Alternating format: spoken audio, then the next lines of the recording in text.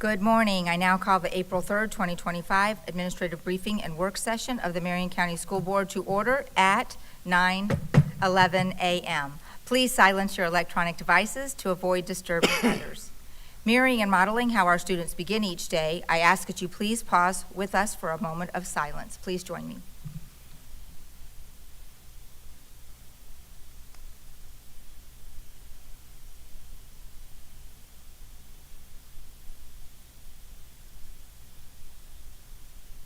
Thank you. I'll now read our board commitment statement. We are the Marion County School District Leadership Team. When we come together to work, we are efficient, effective, and productive. Our three most important characteristics are dedicated, transparent, and individually responsible. To work well together, we must demonstrate respect, confront reality, and be accountable. We will always put students first. We will leave a legacy of success. I now ask the school board attorney to explain the rules for our public work session. Good morning, Attorney Powers. Good morning, and thank you very much. This work session is a public meeting as defined in Florida's Sunshine Law. The board is dedicated to full transparency in its meetings and its work. In compliance with the Sunshine Law, the board has adopted uniform procedures, including the right for citizens to participate. The board will allow public comment regarding any work session item listed on today's agenda at the appropriate time. Speakers must fill out a request form located in the lobby and hand it to the board clerk. After the board and superintendent have completed their discussion on a particular agenda item, the board clerk will call speakers' names in the order received. Each speaker will have 3 minutes. As required by the Sunshine Law, the board must maintain orderly conduct and proper decorum throughout its meeting. Speakers must be very careful not to violate the privacy rights of others, especially students and their family members, by mentioning their names or other identifying information. Thank you for your attention to these important rules. Thank you, Attorney Powers. Good morning, Ms. Martinez. Please provide the proof of publication for today's meeting. The notice for the April 3rd, 2025 work session was published in the Ocala Gazette on March 28th, 2025. Proof of publication has been attached to board docs under proof of publication. Thank you. We'll now begin the work session with the superintendent's administrative briefing. Good morning, Dr. Rowett. Good morning, Madam Chair, members of the board. Board Chair, I do not have any briefing notes this morning. We have a very full agenda, so I would just defer and we'll move forward with the agenda if that's okay with the chair. Okay, that's great. Perfect. Okay, so I'm pleased to introduce our first item. Ms. Taylor is going to come forward and she has special guest who she's going to introduce to provide the annual investment performance review today. Thank you.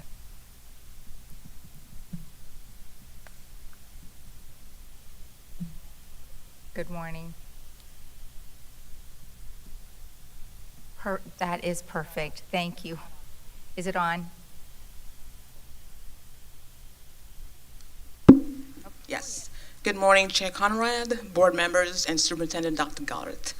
Pursuant to board policy, our investment advisor must present an annual report to the board, which would include a complete list of funds, the funds invested, the amount invested, maturity dates, income earned, and a comparison of performance measures. Our investment advisor, PFM Asset Management, is here to present that information to you. I'd like to introduce Mr. Richard Pengelly, Managing Director, and along with Danny Metz and Leslie Allison, who will give you an overview of our investments and their performance. I'll turn it over to Mr. Pengelly. Thank you.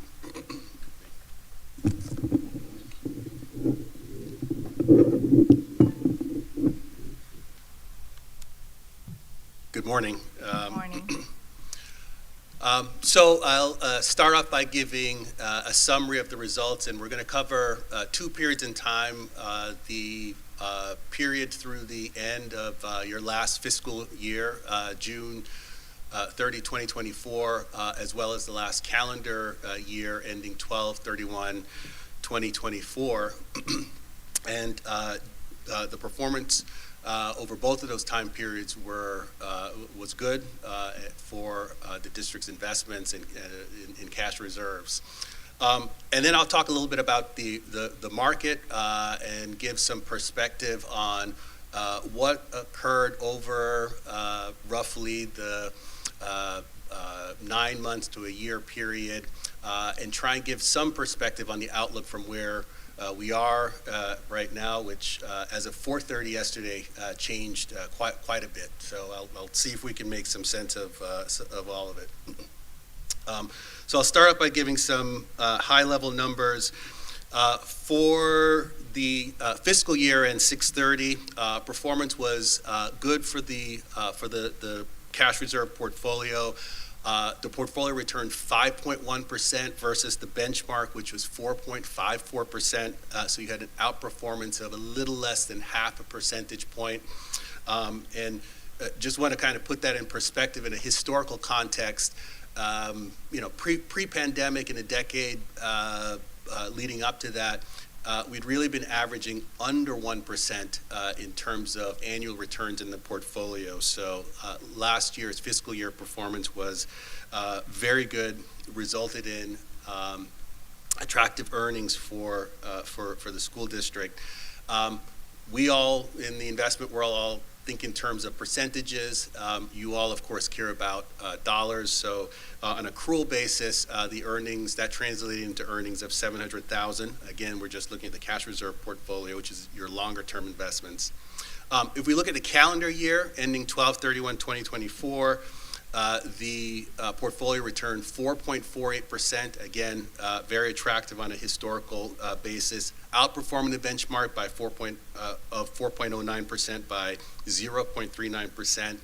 In terms of what that means in dollars, that was $1.3 million of accrual earnings accrued through the end of the calendar year. And we'll touch some more on those numbers in a second here. So if we look at where the portfolio stood at the end of the, and I'll actually just kind of jump to, I'll actually just going to jump to calendar year end to look at numbers that are more recent. Overall, the portfolio is well diversified in high quality fixed income investments. Florida state statutes 218-415 defines what school districts are allowed to invest in. You have an investment policy. It was last updated in 2023 that lays out sort of the restraints or constraints for investment in the portfolio. The primary investment objectives, which derive from state statutes and general best practices for local governments nationally, are safety first, liquidity of funds next, and then after those considerations, then we think about yield. So this portfolio is built out of those principles. It has been built and managed based on those principles. It has an overall average credit quality rating of AA on an S&P rating scale. To put that in perspective, the U.S. government's rating is AA+. The majority of the investments in your portfolio either are U.S. Treasuries directly or U.S. government securities. So that's why the rating is so close to what the U.S. government rating is on your investments. On average, and again, this represents your longer-term cash reserves, on average, the average portfolio duration is about 1.74 years, and that closely aligns with the benchmark that you have for the portfolio. As of 12/31/2024, we show in the report here that both the long-term reserve portfolio as well as your overall investments were in line with the in compliance with your investment policy. If we look at kind of going back to those, going back to those return numbers, you can kind of see what that looked like for the quarter, the last quarter in 2024, as well as the 1 year number. I told you that at the beginning there, it's 4.48% versus the benchmark, which was 4.09%. And then the longer term performance of the portfolio has continued to exceed its benchmark when you look over longer time periods. And of course, as I said, we think in terms of percentages. You care about actual dollar growth, so you can see sort of those same numbers as well reflected in dollar terms, and it was 1.3 million for the calendar year. Now, during the year, We have worked with staff, as we do on a regular basis, usually around the time when property tax receipts come in, to say, where should we allocate these funds? What's needed for expenditure over the course of the year? And what should be allocated to the reserve portfolio for future expenditure, capital projects, et cetera. And also what's going on in the market. If we go back to 2021, the economy was experiencing high level of inflation. In response, the Fed started raising short-term interest rates, which have a direct impact on the school district's portfolios. There are a couple years where we said, let's hold off on doing these longer-term investments and wait for interest rates to rise. Well, the Fed was on pause last year, and we made recommendations to actually take some funds out longer, which the school district did, and that actually benefited the portfolio over the calendar year. Sorry. So I'm going to switch gears a little bit to talk a little bit about the market. Your portfolio is a short-term portfolio. It's invested in short-term bonds. Thank you. It's invested in short-term bonds, and as a result, it's heavily tied to what the Fed is doing with short-term interest rates. Effectively, what the Fed is immediately doing and how it's immediately changing overnight rates, and what it's forecasting for the current year and next current year is the strongest driver of really the kinds of returns that you're going to have in your portfolio. Thank you. At the end of 2023, the Fed had hiked interest rates up to 5%, in excess of 5%, had put themselves on pause, and we were really waiting to see when they would start lowering interest rates again. And as we move towards the end of your last fiscal year, the market really shifted into a new regime of what I would sort of characterize as recalibration. We saw a recalibration as inflation started to come down and move towards the Fed's target. We saw some recalibration in the labor markets as labor constraints started relieving themselves. All of this paved the way for the Fed to say we can start lowering interest rates, which they did last year. They actually lowered interest rates by a full percentage point over the course of the year. And while for your short-term investments, that meant that you had declining reserves or declining earnings on your reserves, it actually increased the value of the portfolio, and that's by design how your cash reserves work. As we moved through the election in November, moving into the beginning of this year, the market was characterized by what I would say is uncertainty. There was an expectation around what might happen in the new administration and how that might, new policies might impact the economy. And when the market took those things together on balance, that actually raised longer-term interest rates. The expectation was that generally there'd be more borrowing necessary by the U.S. government, the issuance of more treasuries, and therefore that caused interest rates to rise. That's continued into kind of the current market environment that we sort of see ourselves in now, and that we've experienced since the beginning of the year. The word uncertainty has sort of been, I don't know, the best way to characterize a lot of what we've been seeing in the markets that impact your portfolios. Four key policy focuses in the administration have been the focus of what the market's been looking at. There's an expectation that we'll get an extension of tax cuts, which would be viewed as positive for business and growth. An expectation of deregulation, which also would be positive for growth. And we saw that in the run-up in the stock market since November through the beginning of the year. on the expectation of those. Offsetting those were the uncertainty around tariffs and immigration policy. Sorry, my apologies. More recently, as we've seen sort of a lot of back and forth around tariff expectations and tariff announcements, the market has shifted to really thinking of those as a drag on growth. And following that, we've seen generally a flight to quality, and when we have a flight to quality, that means investors are selling off things like stocks, commodities, other types of investments to seek the safety of bonds.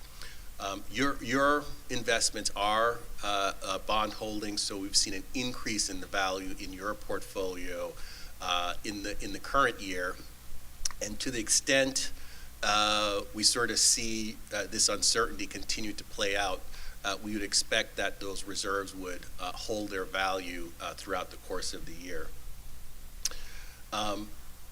The other factor that's sort of going along with that is that the Fed has already set itself on a course to lower interest rates even before the election, before what we're seeing with tariff measures, et cetera. Again, my apologies. The Fed views the neutral rate of interest to be about 3%. We're currently in around the 4.25% interest rate range. So it views itself as constraining the economy by keeping interest rate at that particular level, and it thinks the natural rate level where it should be is something lower than where we are now. And it's looking for sort of data that would allow it to continue to move in that direction. So unlike where we were a couple years ago, where the bias was for interest rates to go up as the Fed was fighting expected higher inflation, from where we are now, the Fed is really looking to see how things play out, but with a bias towards lowering interest rates from here. And then, of course, to the extent we have some type of negative economic shock, then we would expect the Fed would probably move faster to lowering interest rates from here. So I'll stop there and ask if there are any questions. Thank you. Board, any questions at this time? Okay, I think we're good. Go ahead. Right, thank you. Thank you.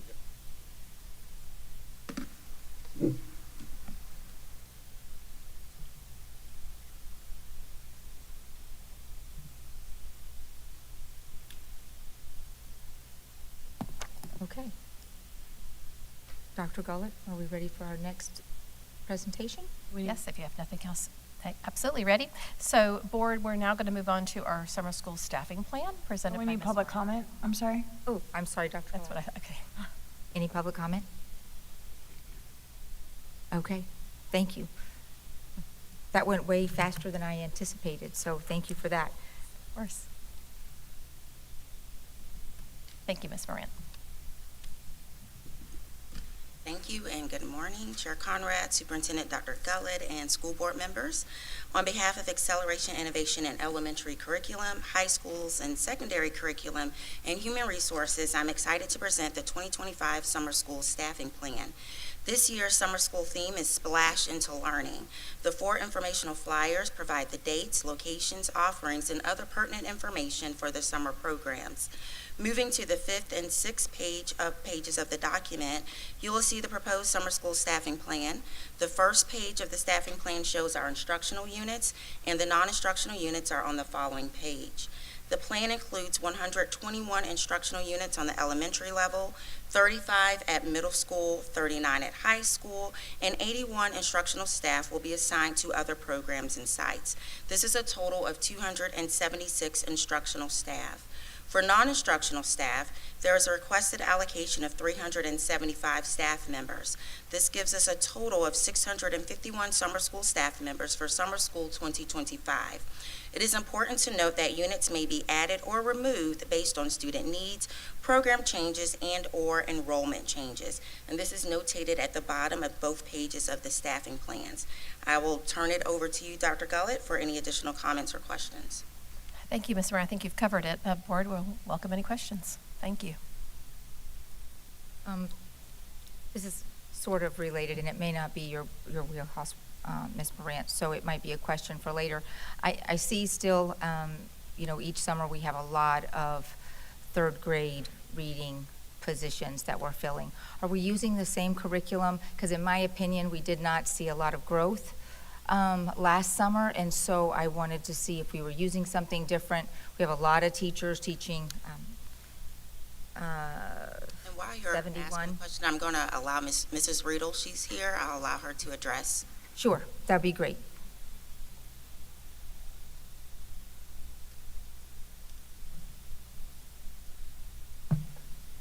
Hello, good morning. Good morning. Good morning. Some of the curriculum will be the same. The curriculum we were using was called Summer Scholars by the company TCM.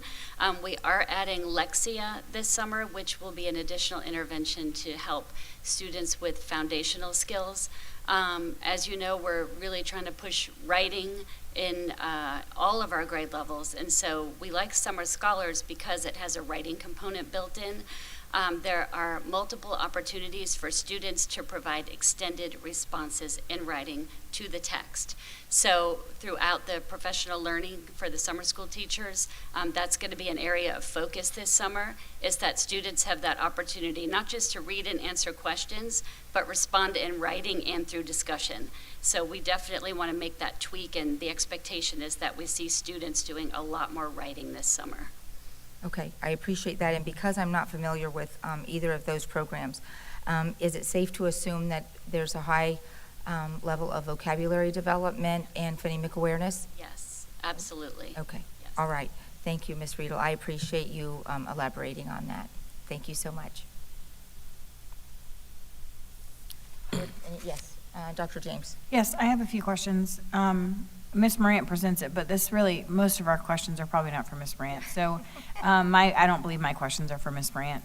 My first question is about Summer Bridge. So Summer Bridge, being on the child care side of this conversation, Summer Bridge, just to be clear, is available for all students who participated in VPK during the school year throughout Marion County, or actually probably the state of Florida.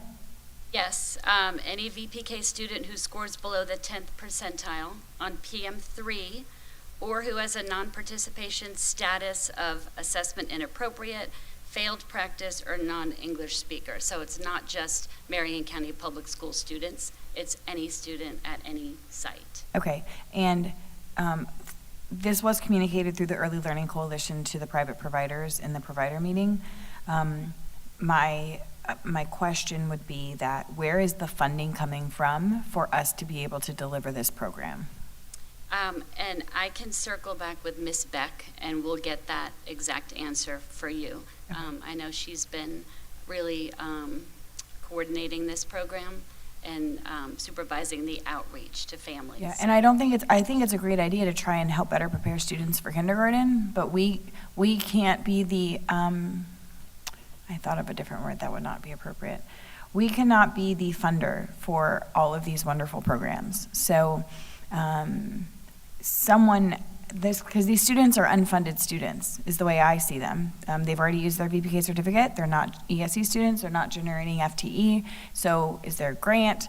How are we paying for this program? So It's a grant, but I'll find out. okay, I would just like to know that. And I will say that, and I understand this is our way of work, but a consistent barrier for families participating is our closure on Fridays and the lack of full-day program. So I expect there to be pretty low participation in these programs for those two reasons. A working family cannot pick up their child at 12:30. So while I appreciate the intention, and it's probably because of the grant funding that we are doing the program in this way, families are not able to participate if they do not have other means of coverage for their child. My other question, and of course those sentiments are reflective for summer VPK as well, and I've had extensive conversation with Ms. Nebels over the years. You know, families who need 5-day care can't participate in summer VPK with Marion County Public Schools because we're not open on Fridays, and that's an unfortunate piece to the puzzle. With regard to summer learning, can you please clarify, is the summer learning opportunities for at the secondary level, so sorry, let me call it summer fast track. So at the secondary level, summer fast track, is that for credit recovery only, or is there opportunities for acceleration? So I have to go back to the flyer, my apologies. It's credit recovery, algebra, and driver's ed.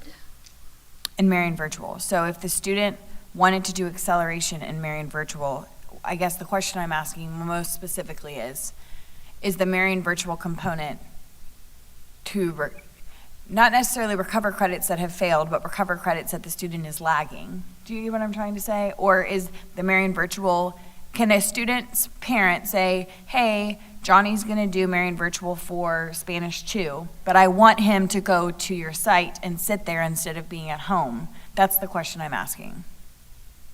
I'll circle back with you on that. I can check with Dr. Brewer. Okay. And get that question answered for you as well. Because if what we're doing from June 4th to essentially July 17th is providing supervision, I love the idea. So can I put my 10th grader in Marion Virtual for Spanish 2 as an acceleration component and ship them to any of the high schools for them to be supervised? That's the question I'm asking. Good question. I'll get back with you on that. Okay. That pretty much sums up my questions for this presentation. Anyone else? Just to follow up on that thought, Dr. James, I'd never actually thought of something like that.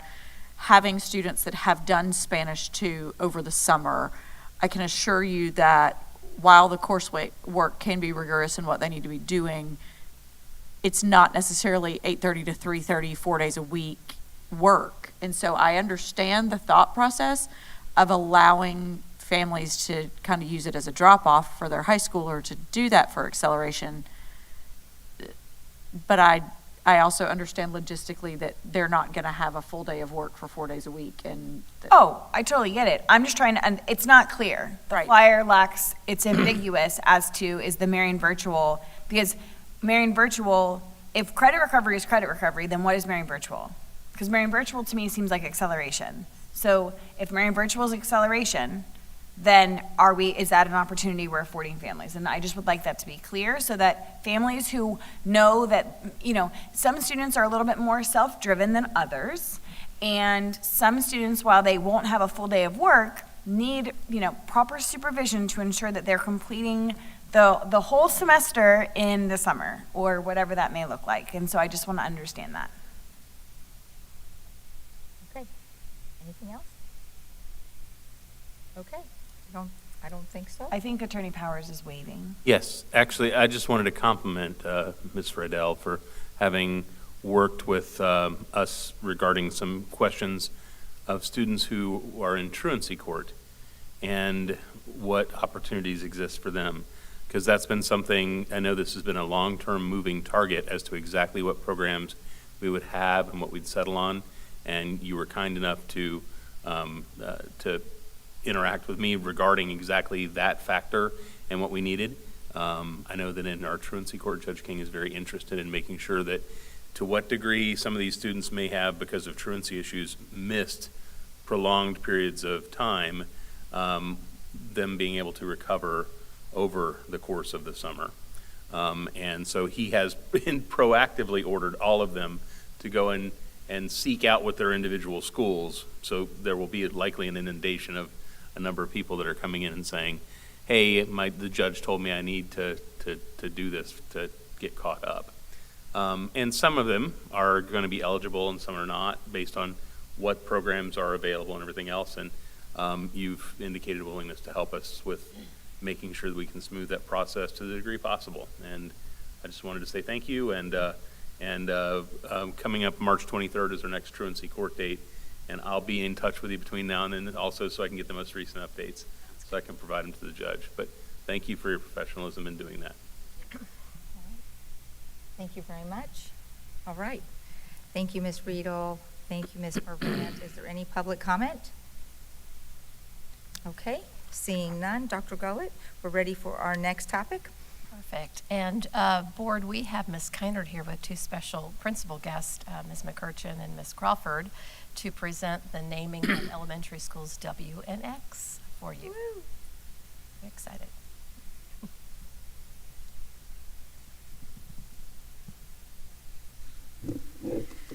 Good morning, Chair Conrad, school board members, and Superintendent Dr. Gullett. Okay. Good morning. Good morning.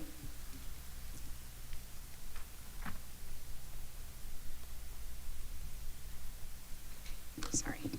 Okay, I am here today with Ms. McCurchin, principal at School W, and Ms. Crawford, principal at School X, to share with you the recommendations from the naming committees for the school names for School W and School X. We are very excited about the two new schools in Marion County school system. The timeline that was followed included a naming committee being developed by each principal. The naming committee included parents, staff, and community members from each school community. The first survey collected suggested school names. The naming committee met to review the survey data, and then survey 2 was distributed to the community to select their top school name choice. Both surveys were advertised via Schuyler 2 feeder schools, district website on the homepage, and Class Dojo for the feeder schools.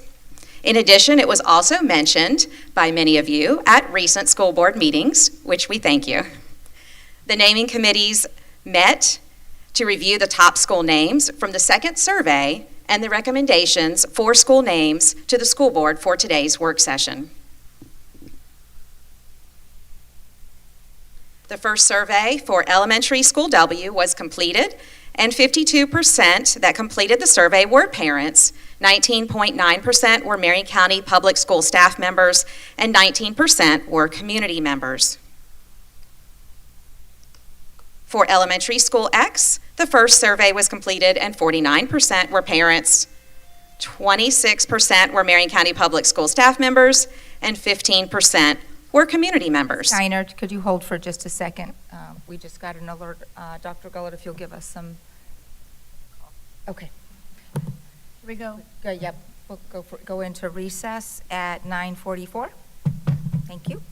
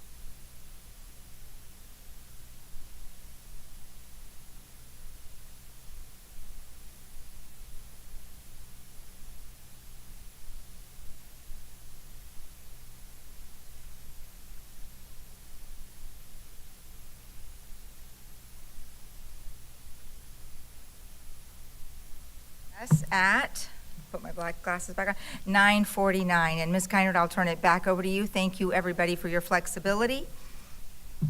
Absolutely, thank you. After the first survey, the naming committee met, and the top 3 name choices for Elementary School W were Innovation Elementary, Mossy Branch Elementary, Ross Prairie Elementary. Now, Ms. McCurchin will share some history on some of the choices. Thank you and good morning. Good morning.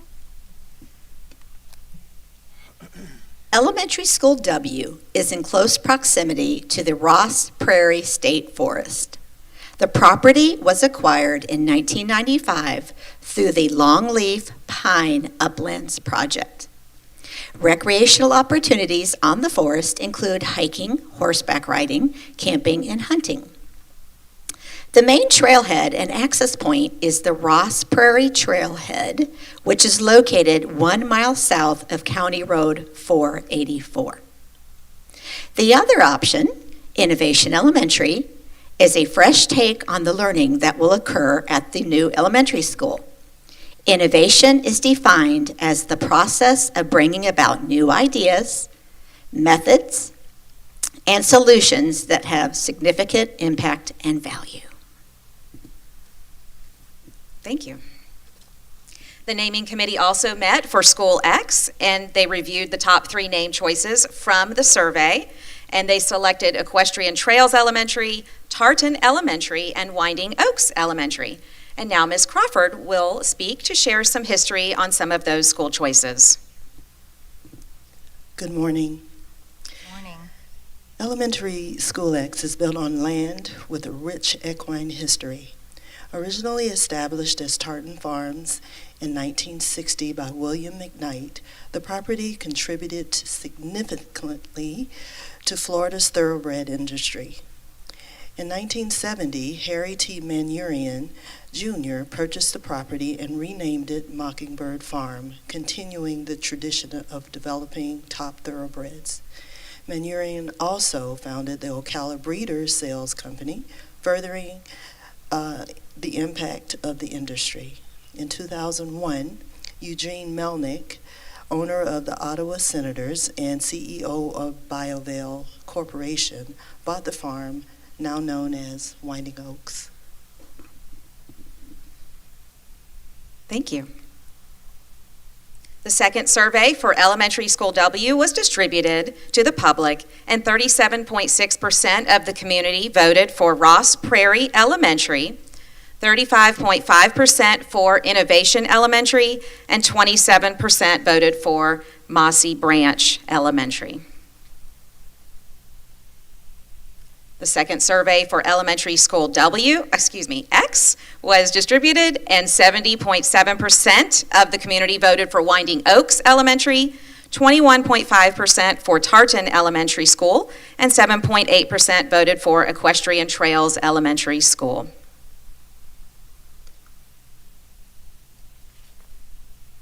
So, for W, the voting results for School W showed 2 strong naming options. Ross Prairie Elementary received 37.6%, and Innovation Elementary received 35.5%. And as shared, the voting results for School X, Elementary School X, showed that Winding Oaks received 70% of the votes, clearly leading over Equestrian Trails and Tartan. The community actively participated in this decision-making process, making their voices heard. Thank you.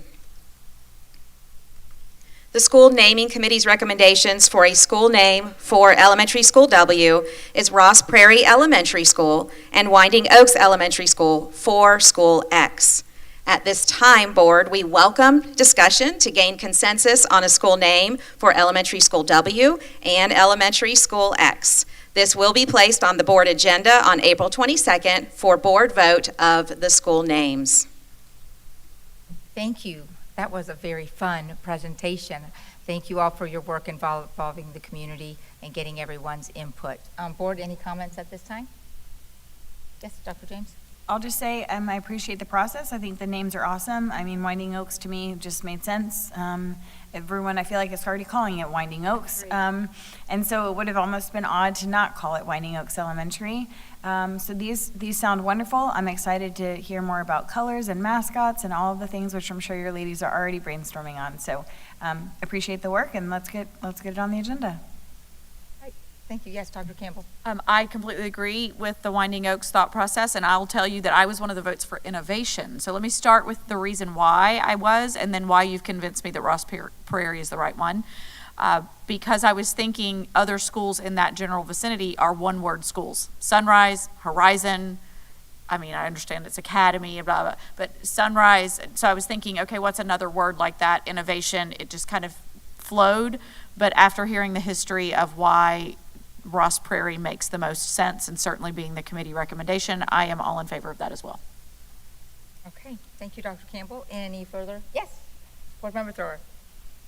Thank you. I am thrilled and relieved that the two top ones honor the history of Marion County as it was. And that, I think, is what has been the biggest attractor over the years for people to come here, is the nature and the environment. I had submitted a few names just because I really cared about the process, and I thought that Mockingbird elementary could be a great idea because it's our Florida state bird, and then that ties into state history and that kind of thing, and that didn't make the cut.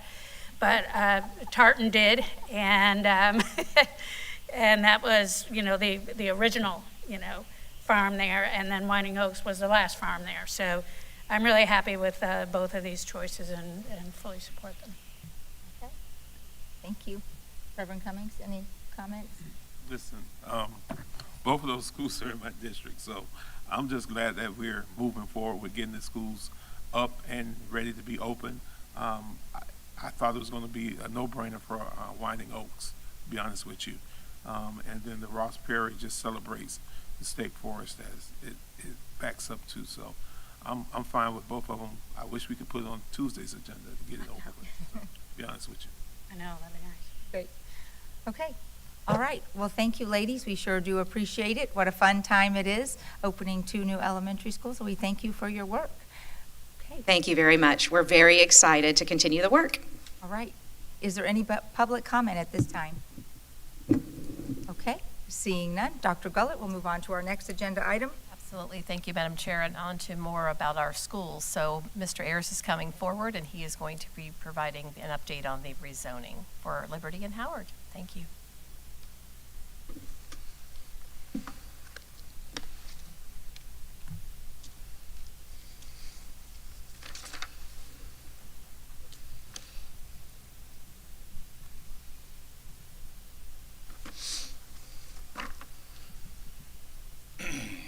Good morning, Madam Chair, Co-Chair, board members, Dr. Gullett, Attorney Powers, Ms. Martinez.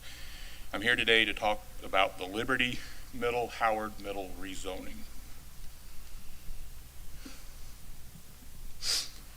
As a review, there are 3 types of rezoning: technical, targeted, and relief. The rezoning that we're going to talk about today is targeted rezoning, which will affect localized overcrowding, and limited number of students are affected. This is a targeted rezoning for Liberty Middle and Howard Middle School. This slide shows the potential zone change that would move students from Liberty Middle to Howard Middle School. The map shows 2 areas identified as Liberty Zone A and Liberty Zone B. There are currently 163 as-zoned middle school students in these zones. This slide outlines the timeline for the Liberty Middle Howard rezoning. The initial work session was on January 23rd. We held a community stakeholder meeting on March 10th and provided an online form to collect input. The results of that input was published on board docs. Today we have the rule development work session, and a rule-making public hearing and vote is scheduled for April 22nd. This slide shows the proposed attendance zones for Liberty Middle and Howard Middle if approved. If it is approved, the adjusted attendance boundaries will take effect August 2025. Projections are developed using the growth rate for school zones, calculated using a combination of PowerSchool's predictive analytics and historic enrollment rates. The capacity of schools is determined by the Florida Inventory of Schoolhouse fish seats, which are determined by the Florida Department of Education. Fish seats are adjusted annually as new classroom wings are added or portable classrooms are changed. The utilization percentage is schools determined by comparing the student population and available fish seats. This slide shows the projected enrollment and utilization percentage of Liberty and Howard Middle Schools after the potential rezoning. Please note that the enrollment percentages for Liberty Middle do not take into account that Liberty Middle will be open for controlled open enrollment after the potential rezoning. Targeted rezoning is recommended for Liberty Middle and Howard Middle rezoning area. The next steps include a rulemaking public hearing and vote scheduled for April 22nd. It is recommended that the board approve the adjusted attendance boundaries for Liberty Middle and Howard Middle School. It is also recommended that the board approve grandfathering of rising 8th grade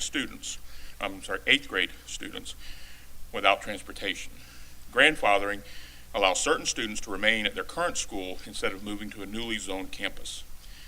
If the board approves rezoning, it will take effect for the 25-26 school year. Thank you, Mr. Ayers. Board, do you have any questions or concerns? Dr. James?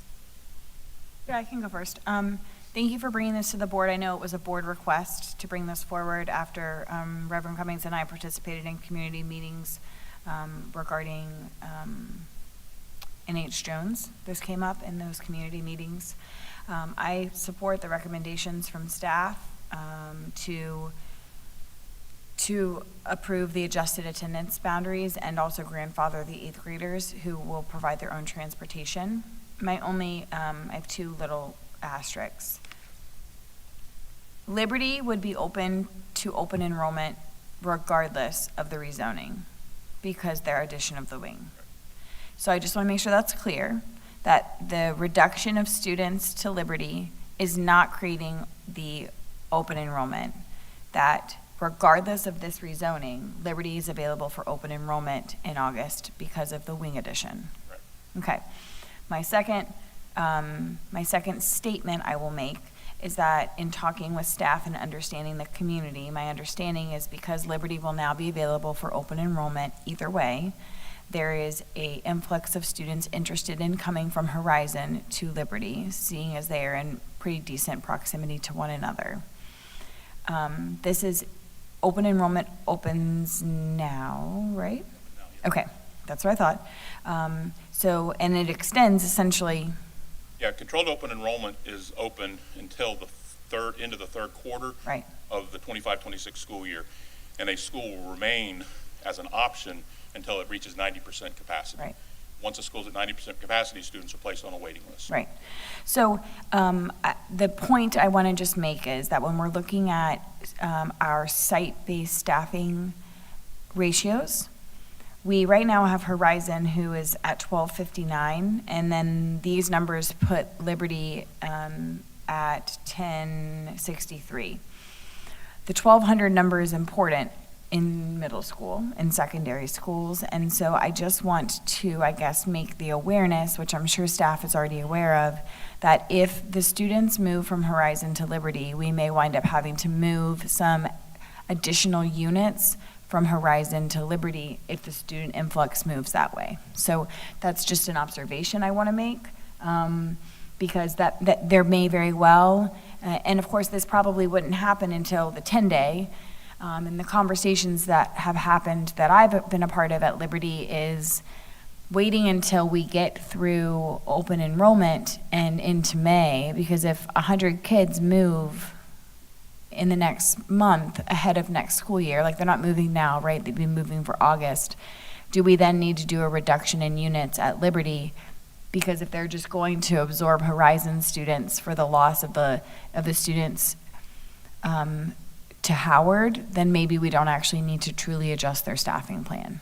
So I know that was a lot of words to say that, but that's just the thought pattern I have, and I would love for us to at least consider that, because I would hate to do a reduction in staff, that person get placed somewhere else that's really vibing with the team at Liberty, and then at the end of May, because of open enrollment requests, Liberty's back to 1,200, and then they get the AP back and the other unit back. So those are just the thought patterns I have that I would love to be able to at least understand better. I hear Ms. Morant behind me, but I can tell you those conversations are being had. That's exactly what I was going to say. Mr. Ayers and I have already discussed that, and that's what you shared is similar to the plan that we have, that we will leave the staffing as is at Liberty, because we're anticipating that it will likely be a wash. So the kids that go to Howard may be replaced at Liberty with kids from whether Horizon or other schools, but we will make the necessary adjustments for Howard because it will be an addition of staff. Mhm. We've talked about looking at that when we come back around. Now we do a 20-day count versus the 10-day count, but that's conversation that Mr. Ayers and I have previously had. Okay, and last question then. So let's just say, because what you're saying is you're not gonna make that reduction till the 20-day count then? Right. So then you wouldn't make a reduction at Horizon then until the 20-day either?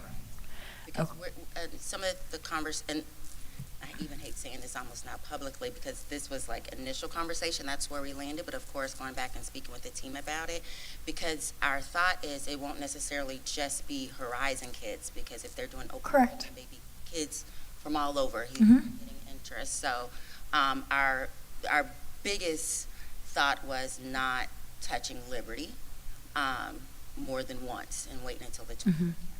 Well, I appreciate that forethought, because disrupting a team that's really functional to then just have to put another person in is not the best approach. So I love just keeping it as it is, and we'll kind of see how it shakes out. I just worry always about a reduction in staff at other sites. And so, if we see that Horizon has dropped far below the 1,200 threshold by May with open enrollment requests coming out of Horizon, I would hate to wait until, because we always have some level of administrative movement in the summer, and I would hate to wait until the 20-day to then find a place for someone when they could have spent the whole summer getting acclimated to a new site. And so that's my just thought pattern on that. And it's almost like a 6 in one hand, half a dozen in the other. So it's either way, there's going to be some adjustment. The same thing if we go ahead and make movement with Liberty, and then we have to, switch. So again, our main concern when we had our conversation was about Liberty, because we anticipated that would be the biggest question in the shift, and we can discuss more about Horizon and other schools and what that looks like. But generally, we will do, just taking all of the rezoning out of the picture, we'll do projections now, and then we staff according to the projections. Principals come with unit requests and anything outside of the ratios, and then we come back around at the 20-day count. Okay, that's fine. Thank you. Okay. Thank you, Dr. James. Anything further from the board? That answered my question. Okay. All right. So Thank I just you. want to make sure that I'm hearing that we have consensus to approve the rezoning as well as the grandfathering. All right, and again, this will be at a public hearing and vote, and it'll be effective All right. in August. Thank you, Mr. Ayers. Is there any public comment? Okay, seeing none, Mr. Ayers, we'll turn it back over to you.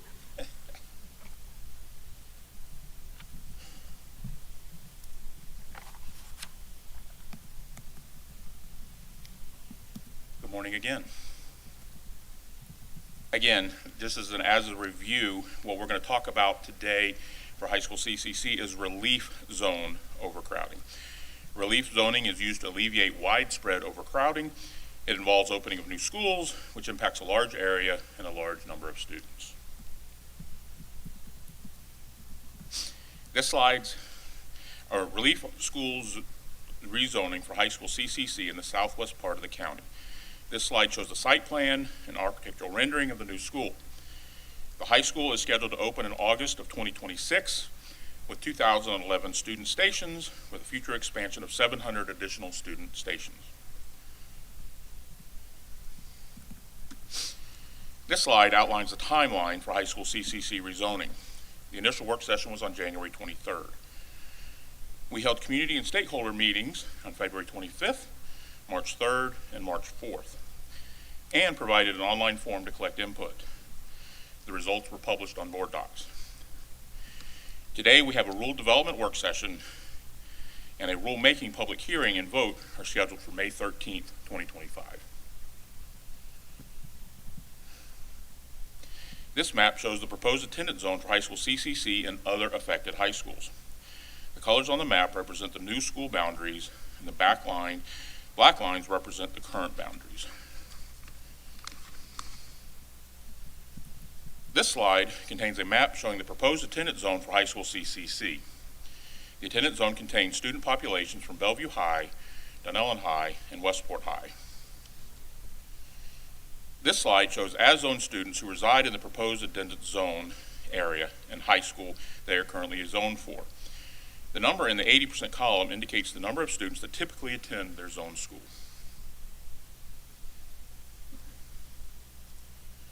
This slide shows the proposed attendance zone changes for other high schools.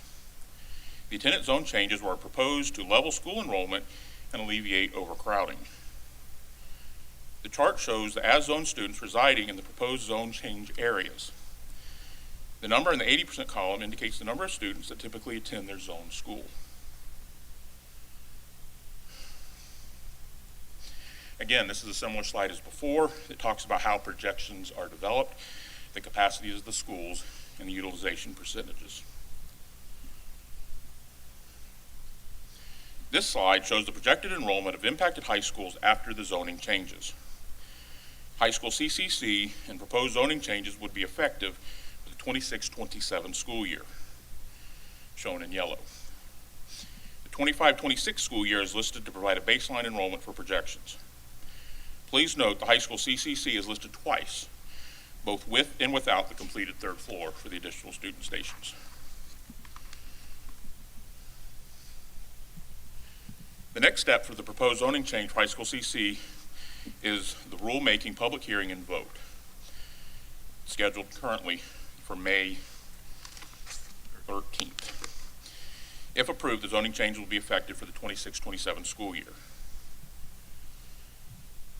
Recommended board action is to approve the attendance boundaries for high school CCC and the adjusted attendance boundaries for Bellevue, Dunellen, Forest, North Marion, and Westport High. Also recommended board action is to approve the grandfathering of rising 12th grade students without transportation. Again, grandfathering allows certain students to remain at their current school instead of moving to a newly zoned campus. Additionally, recommended board action is to approve students currently enrolled in a designated school choice magnet program to remain without transportation. The designated academic choice programs are listed here for each school.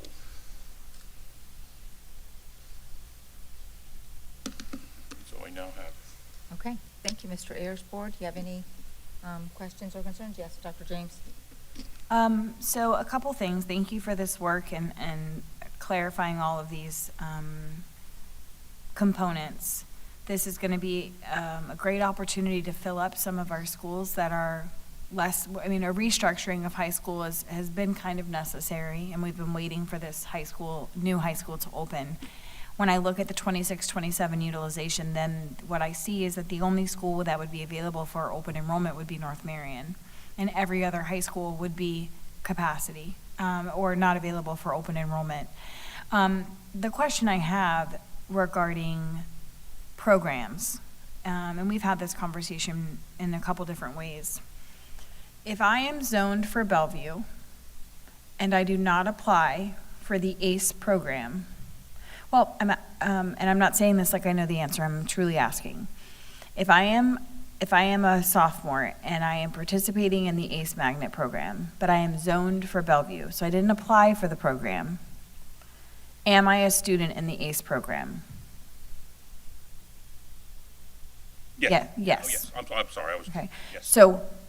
So when we're looking at rezoning, let's say I'm a student that will be rezoned to high school CCC, I'm able to stay because I while I was zoned for Bellevue, I didn't necessarily apply for the ACE program, but once I got there, they're like, you're a bright kid. We should put you in the ACE program, because that happens. That is staff's recommendation that they allow that. We do track and code kids that are in a magnet program, regardless of either out of area or in zone. So in order to be in a choice magnet program, we request that everybody apply, whether they're zoned or not, just so that we can have a good number. But if you're zoned and in the program, and the school puts you in the program, we do track that, and they are labeled as that. Okay, thank you. That was the clarifying question I had. I think that it's going to be interesting to see how the numbers shake out. Transportation is or the lack thereof is a tricky component for a lot of families. And so I do believe that we cannot continue to bus kids all around the county. And so if we're going to allow them to remain, they're going to have to provide their own transportation. And I look forward to being a problem solver. If that means maybe we add a hub stop, or we just kind of try to think through some creative solutions if needed. But I think that this is the way that we navigate forward, for sure. What this would mean then is a potentially smaller senior class if seniors intend to remain. Would that be an accurate statement? At high school CCC? I believe yes. I mean, Yes, so if seniors intended to remain at their base school and not be rezoned, we're potentially looking at a smaller senior class. And I'm going to try and find the most graceful way to put this, but students whose parents are more involved, the data reflects that they academically are higher performers. That's just kind of global data statement. I would like to know in the future, in the next year, what staff's plan is for addressing the grad rate at high school CCC the first year. Because if the students whose parents are highly involved and can transport them choose to keep them at their base school and not rezone them their senior year, then we may wind up having a subset of students the first year at high school CCC that potentially, and maybe not even just the first year, it could be a couple years if they are the ACE, the IB kids, and they're staying at their base school. What are we going to do from a curriculum perspective to ensure that we're meeting the graduation rate expectations in those juniors and seniors? And so I can tell you those conversations are already being had as we develop the high school, the zoning process. All departments are involved. Yeah. That, I can tell you that has come up, and so it is on. Okay. I just look forward to that future conversation. We had Ocala Charter High come before us recently, and understanding the numbers in the denominator conversation, you can put yourself in a pretty significant deficit if it's not strategically done the right way.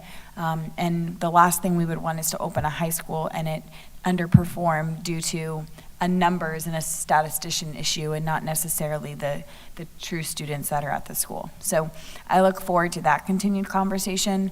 I'm in support of the plan as presented, and that's all I got on it. Thank you, Dr. James. Anyone else? Sure.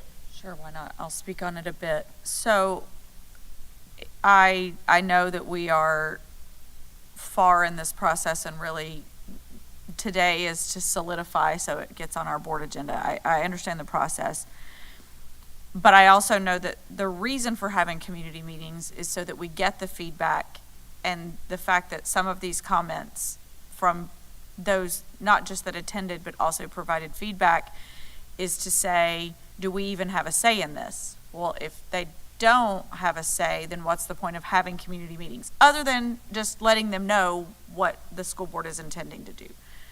Just a generalized statement again. I see the most concern of the comments, and how many total did we receive? I don't know, 80 something on this sheet I'm looking at. The majority of the comments I'm seeing deal specifically with like a Bellevue Heights section of zoned for Bellevue High School. The ACE question, obviously, and there's other comments in here about my child's approved for rock band at Westport. Okay, well, those are extenuating circumstances. I appreciate all of that, but I do here's where my question is, and you may or may not know the answer to this, and I don't know if anyone in the room does. I don't know if Casey knows this or not. My question is, do we have the timeline for when the county intends to start and complete the flyover that goes directly outside of this high school? And here's the justification for that. This is going to be a significant change for families who are only having the option of taking 484 in from, and they have always gone to Bellevue High, and history of their family. My in-laws live in Summer Glen, and so I'm probably going to say that over the course of the next year, so you guys need, my in-laws live in Summer Glen, so this is out their back gate, the high school is. I know that there are more than 50 homes for sale in Summer Glen right now, so if there's anybody out there 55 plus and has kids, you want to move into Summer Glen, there's 55 homes for sale because of all of this. But I say all of that to say, we know there's a road. We know the county's putting it in. We know that they've specified that we get a roundabout instead of a traffic light. But do we have any idea on that timeline? It's not going to be by August 2026, but for the community to understand, we know that this is coming. Granted, our timeline's ahead of the county's. Do we know if it's in the next 5 years, or is it going to be 20 years? Like, do we know that? Anybody have a clue on what the county's projection is on that road? I don't want to speak for Casey. Yeah, I don't know that we know that at this time. Okay. I've had several conversations with parents that live in that area, and of course, they do express frustration. But we're building a high school for 50 years out. Absolutely. And so I would caution about trying to make a decision for today that would affect 50 years from now, per se. No, absolutely. And that's not the reason for my question is to basically say the school board is aware of the 484 challenges. We also are aware the county's decision and timeline on to build the road that we're building our high school on is not in our purview. So perhaps families on that side go to your county commissioners and ask for that to be expedited. I mean, because everybody knows this is coming. Everybody knows we've had this land for 10 plus years, 20 years, whatever, that this is coming, and we've been talking about this for more than a year. I want the community and the families to know, we hear you, we see you. We know that 484 is a nightmare. We don't have any control over that. What we do have control over is the land we purchased for the high school and the number of students that that's going to be built for, and all the amazing programs that are going to be there, that you're going to want your kids there, and all of that. That's just where I am, because I hear these families that are super concerned. Now, if they are applying to be in choice programs in other schools and they provide their own transportation, go for it, please. But, and you can correct me on this, but I heard a statistic yesterday, and not directly from anyone at the school, that the incoming freshman class of Bellevue High School is 600 students. I don't know that to be accurate, but that's a big number when they're used to graduating classes in the 400s. So that's next year. So that's before we do all of this, obviously, because August 2026 is when this is coming. The other couple of comments I see about some movement to Dunellen, and we may be, after this all comes out and comes out in the wash and we have a year or two to sit on this, we may have to revisit this again, depending on programming that we put in other locations and how that all works out. I envision us getting this in place, understanding it's coming 2026, understanding we're having grandfathered students, that we're going to do a bit of that, but then we might have to revisit what worked and what didn't work in a year or two after that. I would agree 100% with that, because we look at things annually. Right. And so projections are projections. And so we can be the best steward of taxpayer dollars and land and students, what's best for students, but we have to readdress this annually. And Marion County is getting to the point to where we haven't done a lot of rezoning because we haven't needed to. But we're getting to the point where, yes, we are to that point where rezoning is going to have to be addressed annually.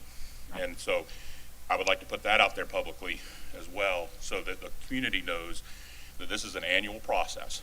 It is. Just because something is rezoned doesn't mean it's going to be there for the next 20 years. Well, and thank you for that. The other thing I'll say to this board, and just as conversation I've been having with this Boston Ellis and with our lobbyists and others, we see all kinds of things coming down and the FEFP and what the changes are the legislature is recommending and the cuts here and the cuts there. And what I want our delegates to know, and this is for all of you board to know, and when we're there next week, we can talk to them about it. What I want our delegates to know is at the high school level, Marion County doesn't have very many options. So when you're thinking you're thinking family empowerment scholarship, I know right now 4 incoming freshmen coming to Bellevue High School ACE program that are coming from the private school. And that's just 4 just because I'm affiliated with a family. There are probably dozens, if not hundreds, that are coming in to us because at the end of the day, Marion County Public Schools, high schools are where it's at.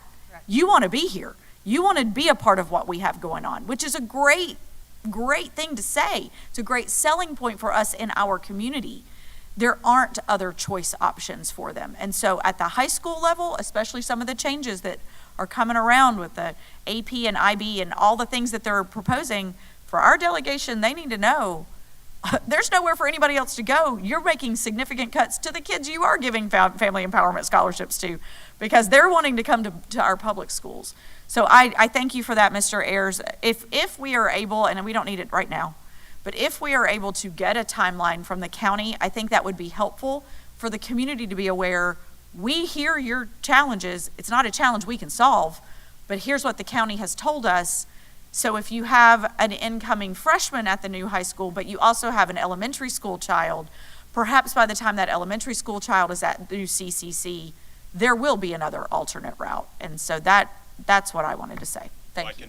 We have a high school CCC rezoning page that will still remain, and I will work with the county and get some timelines, not only for the 484 completion project, but the flyover, and we can put a link to that on that high school CCC so we can put it out there. Thank you, Mr. Ayers. Appreciate that. Thank you. Mr. Ayers, I just want to say one more thing. Thank you for your work. This is a long process. Got to see you a lot at rezoning meetings. We got to see a lot of each other. And your team that goes with you.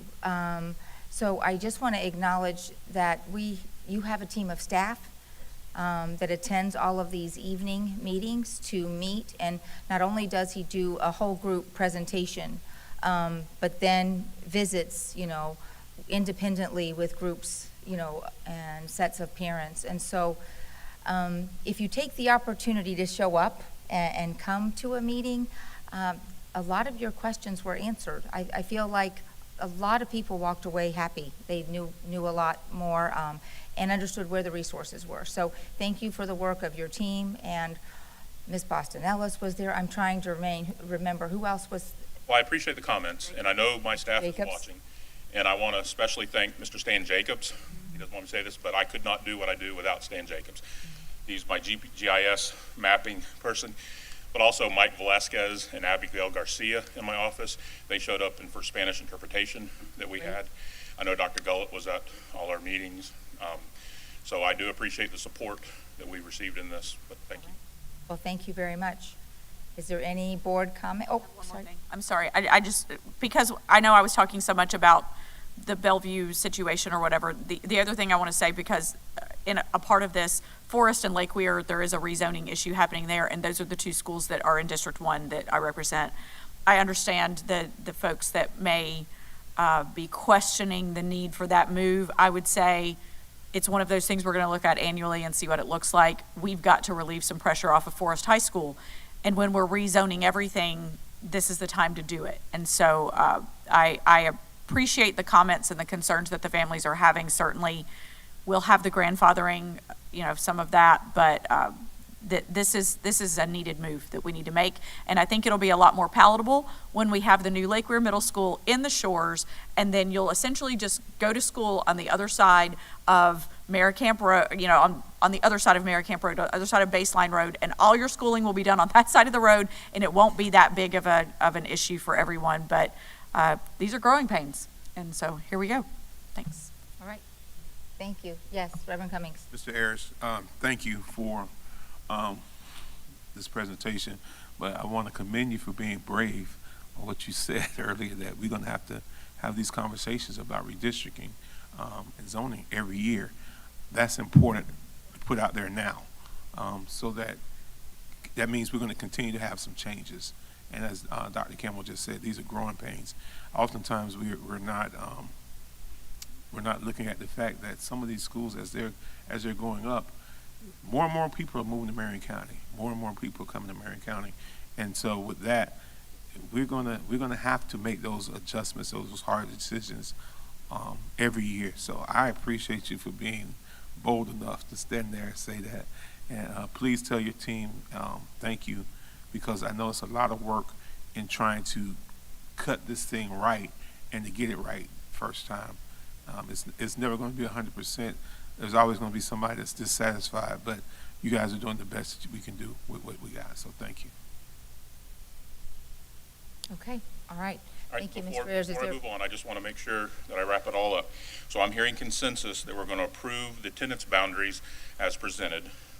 We're going to approve the grandfathering of 12th grade students, and we're going to approve the students remaining in designated academic programs to be able to remain.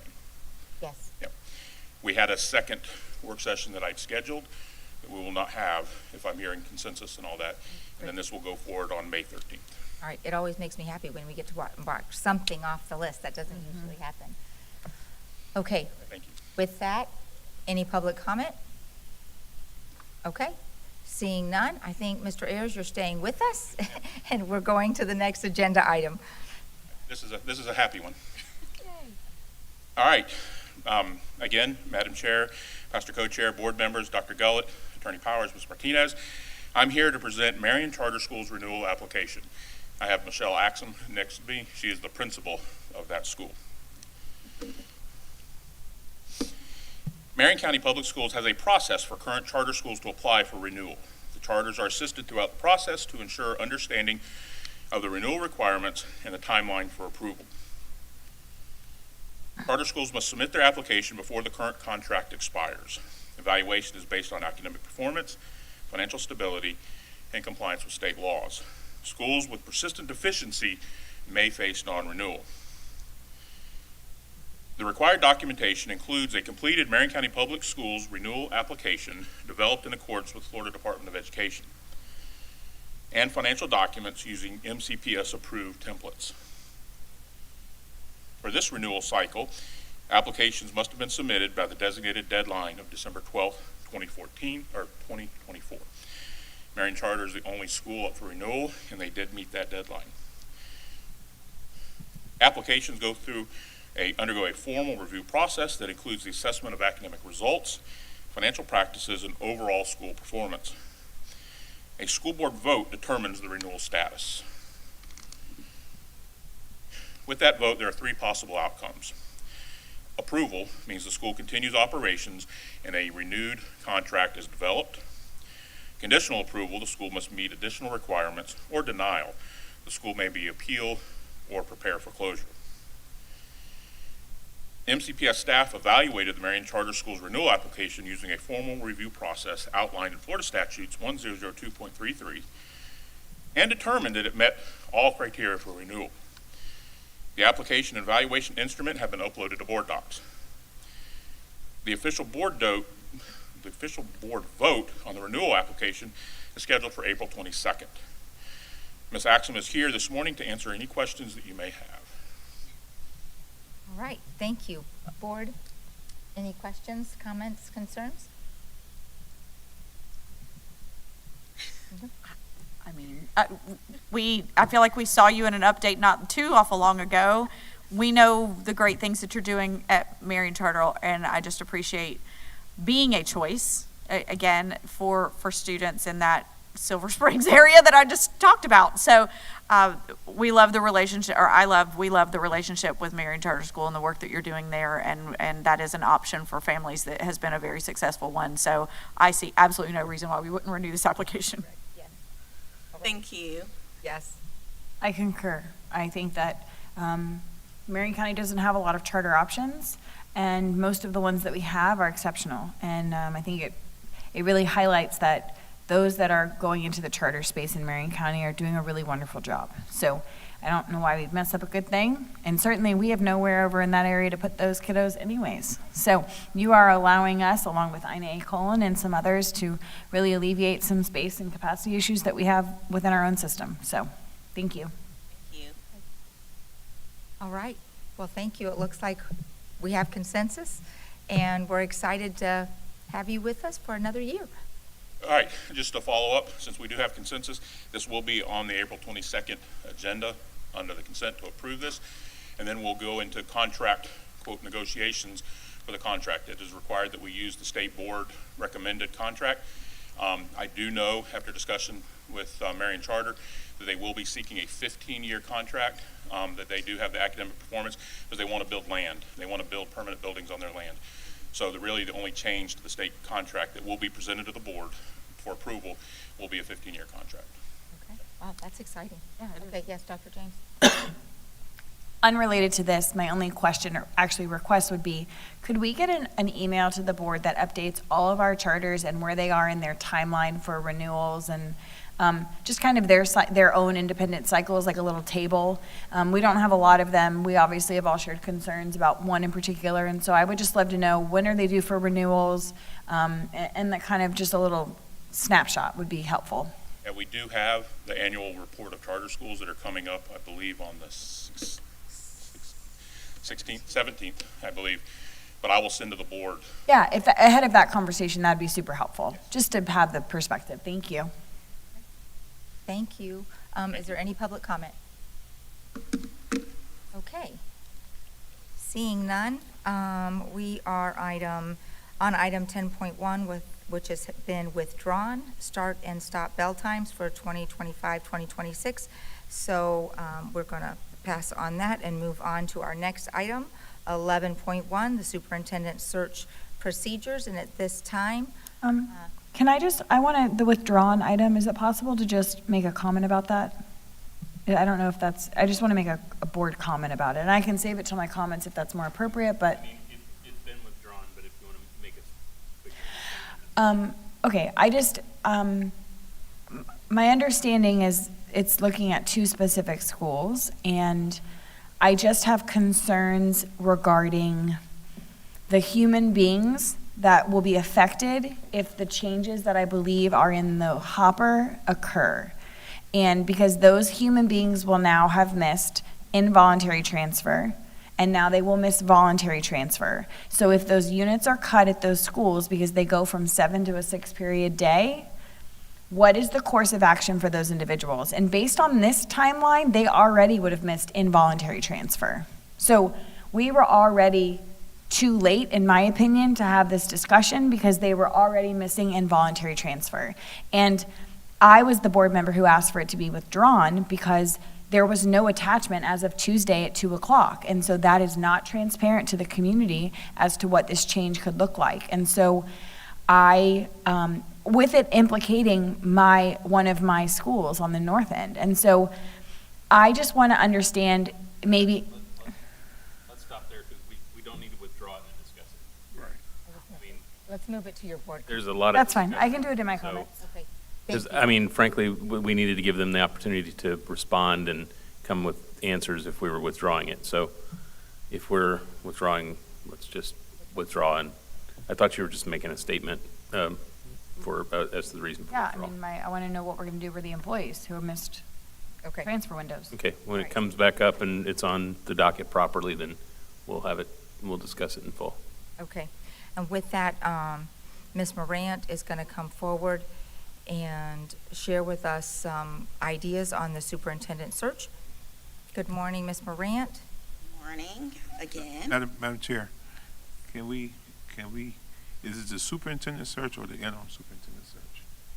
I'm sorry? Is it the superintendent search or is it the interim superintendent search? It's the 'Cause there's two different interim things. superintendent search. Sorry, that's what it says on the agenda item, but yes, it is the interim superintendent search. Well, the agenda says superintendent search procedures. Correct. Is what it says, so that is And not. I think that's because the direction, Dr. Campbell asked for there to be a standing item called superintendent search procedures, which is why I think of the vagueness is because that was the direction the board gave. This specific item is really about interim superintendent, but Dr. Campbell, and maybe we're going to have a greater conversation about all of it, but Dr. Campbell specifically said superintendent search procedures be a standing item so that we never found ourselves wanting to discuss it and couldn't talk about it. Perfect. Thank you. Yeah. Just wanted for the record for us, Okay. for everybody to understand that this is not about the superintendent per se. This is about the interim. Great clarification. So with that, good morning, Ms. Moran. Well, and I think more accurately, if I may also, just to help add on to that, it's about the position of superintendent and interim superintendent, not specifically about our current superintendent. It's about this position and where we find ourselves with the need for a replacement. So, yeah, I know things can get very sensitive and mean a lot of things to different people, but we're trying to, our goal, I believe, has been for the board wanted to have set on the agenda a regular meeting place and a regular time for us to discuss those relevant issues, and there will be a swirl of them which overlap. That sound fair and accurate? I agree. It So does. we'll be tossing things into that mix each time, some of which may deal with interim, some of which may deal with FSBA or RFPs or any other of those things, just to make sure that we are regularly having discourse about it. Okay. Thank you, Attorney Powers. All right. Ms. Moran, I'm going to turn it over to you. So I'm here to share a proposed timeline for the interim superintendent search. You've each received a handout outlining the process, but I'm going to walk us through it. So to streamline candidate submissions, I will create a Google Doc where interested applicants can upload their resume along with the names and contact information of 3 references. The submission window would be open from Friday, tomorrow, April 4th, and then close on Thursday, April 11th at 5 p.m. I will then send an email, during this process on tomorrow, I'll send an email to MCPS personnel, and information will also be posted on the district's website. That includes a link and instructions for submission. On Friday, April 12th, I will compile the submitted information into a summarized spreadsheet, which will be uploaded to board docs for the April 17th work session. Additionally, board members will receive an email containing the spreadsheet along with the candidates' resumes and reference details. Board members will then have time between April 12th and April 17th to independently review and vet the candidates as they see fit. During the April 17th work session, the board will discuss the candidates and select an interim superintendent. Beyond seeking consensus today on the proposed timeline, we are also asking the board to set a date and time during the week of April 28th for a special meeting to vote on the interim superintendent's contract. The anticipated start date for the interim superintendent would be May 5th, with the appointment lasting until a permanent superintendent is hired, currently projected for spring 2026. So at this time, I will turn it back over to you, Chair Conrad, for discussions and next steps. Okay. Thank you, Ms. Moran. There was quite a bit of discussion that she and I had in trying to meet the needs or the asks from each board member. And so some board members wanted us just to select someone, and some board members wanted more of an accountability piece. And so we tried to find something that was in the middle. And so this submission, Ms. Morant, will you talk a little bit about what that would look like visually on our website, that they would submit? Well, you correct me if I'm wrong. They would submit their name and they would upload their resume. Correct. So we would I would create a Google Doc, and so they were able to, just like Chair Conrad said, click on the link, and it would bring them to information to fill out that simply has their name, their current position, current employer, as well as a spot that they can list the name and contact information of 3 references, and then they would upload a copy of their resume.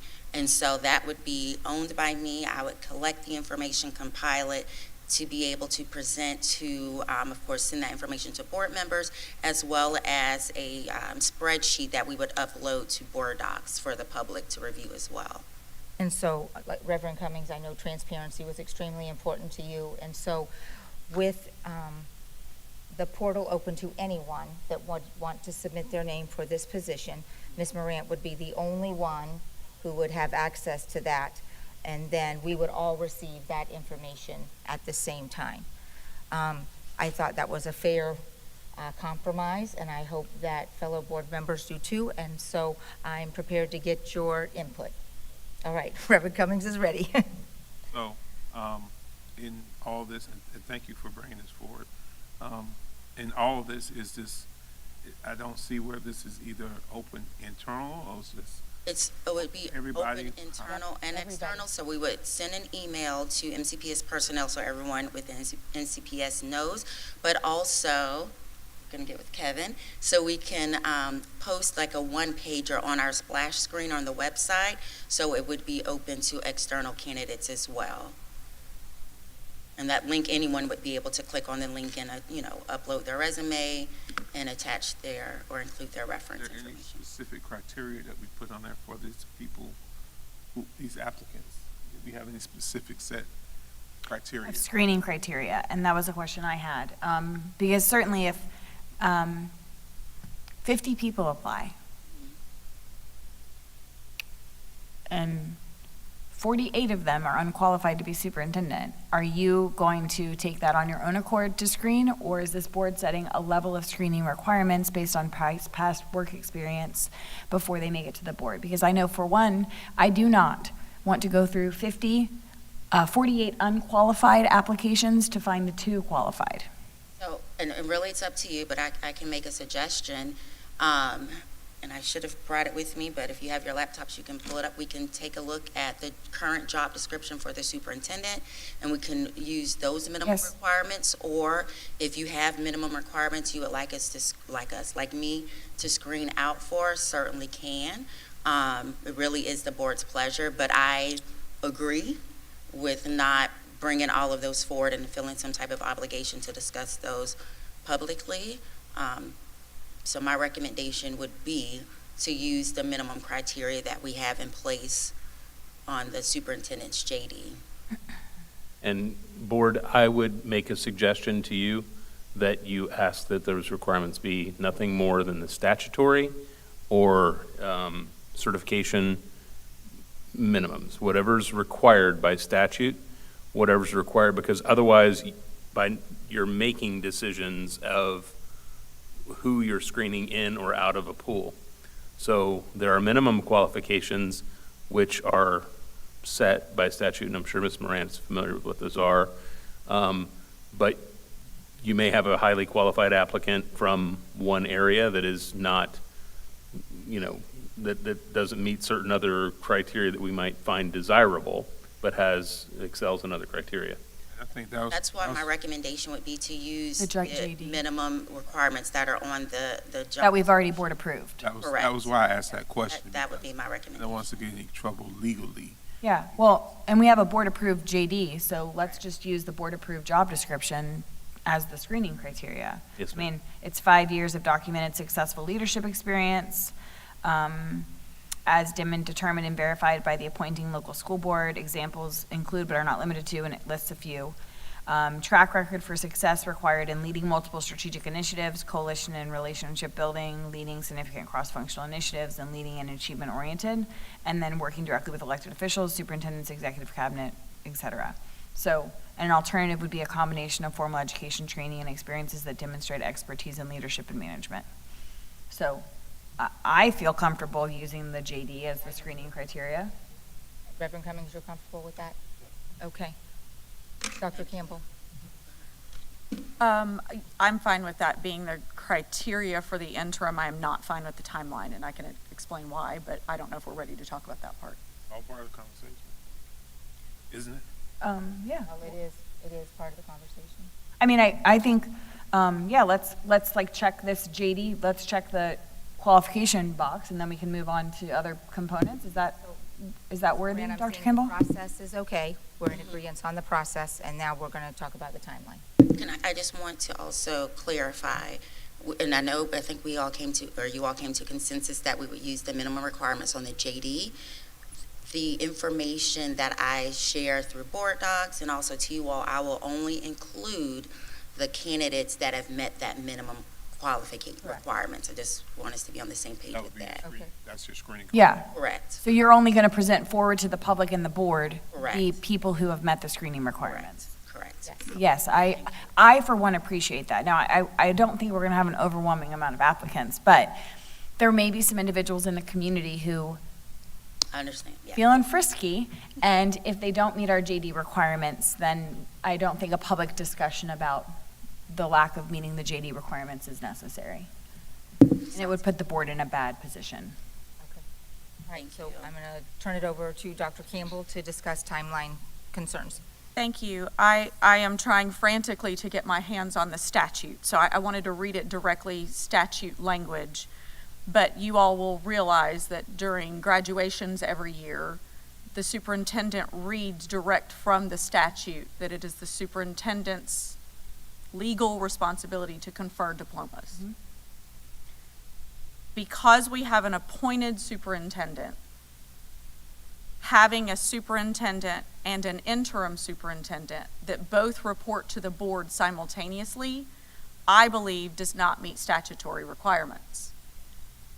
The difference in having an elected superintendent or having a deputy superintendent that would step into that role is elected superintendent is an elected official. They may operate differently. They can do different things. And so, again, I'm trying to get my hands on statute. I've sent an email to Attorney Powers. I'm like, there is a direct statute that speaks to conferring diplomas. And with that being said, in an appointed superintendent model, both employees would report to us and us only. It would not be when we've had a superintendent with an employee, a deputy superintendent, that in her absence has been able to confer those. I believe if we have two employees of the board simultaneously with essentially the same legal responsibility, that's a conflict of statute. And so my recommendation is that the anticipated start date is immediately following our final graduation. Okay, I appreciate that recommendation. Attorney Powers, isn't there another statute that states that the superintendent can be superintendent on assignment? So our interim superintendent would step up, but the superintendent would finish certain required duties, and also be available for a transition with the interim superintendent. Please give me statute. Yeah, I don't have statute in front of me. What I can tell you is that you can, the superintendent can be assigned to be the superintendent on assignment, which means she has specific statutory duties. That person would be designated to complete all statutory duties. An interim superintendent, I completely concur with what Dr. Campbell is saying, is that you would essentially then have two people in a competing position who would essentially be co-superintendents, which the statute does not call for. So what would have to happen is the board would have to designate and delegate one of them to be the person who meets all, and it's not just diplomas. Diplomas small on the list. There's a number of statutory reports. There's a number of statutory things that the superintendent is required by law to do. And one of those two people, if both were present simultaneously, if that were the case, one of those two people would have to be designated as the person whose responsibility this is. And whomever that is, whether in an elected superintendent, we know that because of the voter. In an appointed superintendent, the appointment matters. The current superintendent is the appointed superintendent. And until that appointment has shifted, then that person who you might call an interim superintendent is really a deputy superintendent, is not an appointed superintendent until the statutory roles swap. So, It happens on July 11th. well, or by decision for the board to choose to have the superintendent be placed. I'm not making suggestions, I'm saying that it's not only that what Dr. Campbell's envisioning that is one potential solution. There are other ways to do this as well. So. Thank you. I wanted to share, so it occurred to me on Tuesday morning as I was praying for guidance about what to do and lots of things, and I lacked specificity, which, if you can chuckle at God. So it occurred to me that I had not had a conversation with Dr. Gullett about what she wanted. And I couldn't speak for the rest of the board because obviously we are not talking about it, but I knew that I had not. And so I reached out And Dr. Gullett and I had a phone conversation yesterday. And I wanted to know what Dr. Gullett wanted to do. And I wanted to understand, you know, for starters, and one of the questions I've presented to Ms. Morant, which has then gone through the chain, is how much time does Dr. Gullett have, and does she want to use her time? Well, she has no intention of using any of her time, and she's working very tirelessly to accomplish the work that needs to get done. So at some point, this board will have to talk about the financial package that we will have to put together for Dr. Gullett when she leaves the district on July 11th, because she will be due a six-figure amount of money for her time and benefits and other contractual things that she's required by. And I do think this board should know that financial impact, because $100,000 or more is a position. And so we should know that. I asked Dr. Gullett how she felt about the June 1st date, and what she shared with me was she's going to continue to work tirelessly and get the work of the district done, and she is ready and willing to work with the next person that comes in and work collaboratively with them to make decisions. So June 1st is a date, but there is not a date that she thinks the transition needs to happen. She plans to be here until July 11th, and she's going to work hand in hand with whoever is our interim to accomplish all of the tasks that need to get accomplished. And so however we label people so that these two individuals, because we have not had a deputy in 8 months, and if we had a deputy, this wouldn't be such a convoluted conversation, because it would be a little bit more direct as to what we would do next. So I asked about the deputy, and she said she had no intention of hiring a deputy until the interim takes place. But the quicker we hire an interim, the quicker the interim can hire a deputy, which would mean more hands on deck to start solving the problems that we need to address, because we have a lot of big lifts throughout this district. And Dr. Gullett is not intending to hire a deputy until the interim hires the deputy, because the interim is the person who will live with the deputy, and Dr. Gullett will leave the district, and the interim will then hold the deputy accountable. And so one of the things that a more timely appointment of an interim would allow, whatever the title has to be, we can call it an interim superintendent and a superintendent on assignment. We can call it, I don't care what we have to call it, but the quicker we appoint an interim, the quicker they can then hire a deputy to then put us in a more advantageous position to get things taken care of. The last thing I asked Dr. Gullett was, would you have an opinion on the internal versus the external candidate? And she said she was definitely not getting in the middle of the board's decision about this. But what she left me with was that she felt very confident in the people we have right here in Marion County and that are working in this organization. So we can do this if it's necessary and it makes the whole board feel comfortable, but I believe that some of the individuals within our organization will apply, and they are more than capable, and I believe that whatever we have to call them, this timeline reflects getting them in so they can then appoint a deputy, because it doesn't have to be a hired posting, it can actually be an appointment. They can appoint a deputy, and we can start really addressing our organizational chart, our budget, and looking at how we need to move things around. And I feel very confident that Dr. Gullett is going to work collaboratively with whoever that person is to have an effective, timely transition. And so I think that kind of sums up my thoughts on it, but I think we're overcomplicating it. And I don't think it has to be as complicated as, other than title specifics, which I think Ms. Marion and Attorney Powers maybe need to figure out what we're titling the interim versus the superintendent or the superintendent on assignment, or what that looks like. But I believe that the superintendent and the interim will continue to go to meetings together. Dr. Gullett made it clear to me that staff is making decisions about staffing, and she is really empowering staff to make decisions, because they're the ones that are going to be here to live out those decisions. And so I feel confident that she's going to hold hands with the next person, and they're going to solve problems, and she's going to be very strategic and use her brain to give us all the insight we need, and we can continue to move forward. So that's my thought on it. I don't know why Dr. Gullett can't still go to graduation. If Dr. Gullett wants to go to graduation, or they both go to graduation, I'm not hung up on either of those. Whatever that looks like, to me, those are nuances we figure out. But yeah, so that's my thought on it.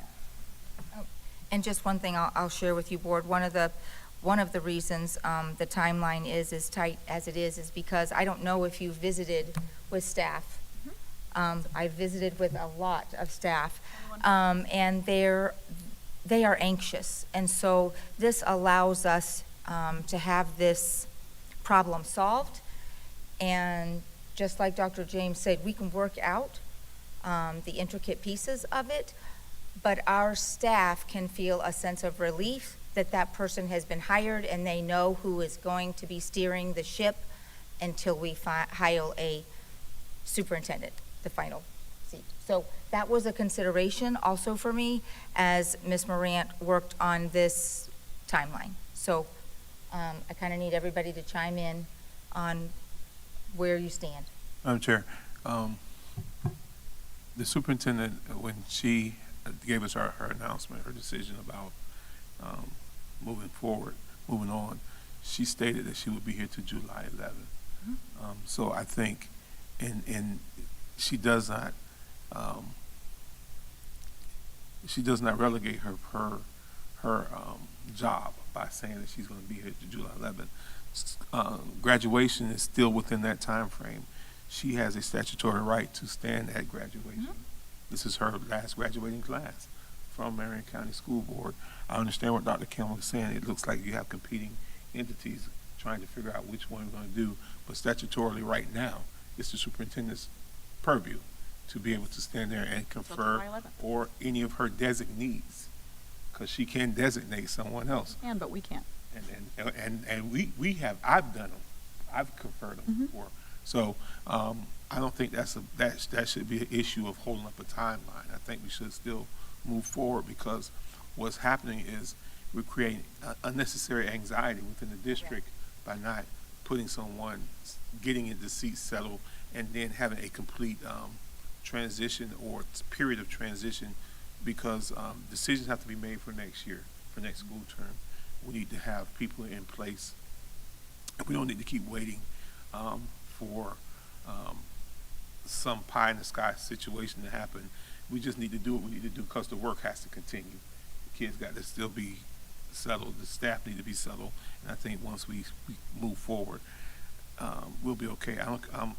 It doesn't matter to me whom the superintendent designates, or if she does it at the graduations. That's not that. That's important, but shouldn't stop the work. And I just, based on my conversation with her, she's very committed to finishing the work here. So I think that a superintendent would participate in graduation. So again, let's figure out the titles and whatever the nuances of the titles are. And I think the interim will be working hand in hand with the superintendent. And then July 11th, the interim officially has the superintendent authority, or whatever that stroke of a wand is, and then we keep moving forward. And then we start school and we start a superintendent search. We get through the summer, we start school, and we start a superintendent search. All right, thank you. Anything else to add, Dr. Campbell? Sure. I was going to say I really was hoping that Board Member Thrower would have been able to hear or be a part of any of this conversation that we've just had, because we initially said we were going to take a break at 11 o'clock, and that's when we were going to have this conversation after that, but that's okay. Moving on. So I too am dedicated, Board. If you haven't already caught wind of it, I've spoken directly with 21 principals, and I intend to reach out to the rest of the principals in the district. I have very specific questions I'm asking them, and getting feedback from all of them.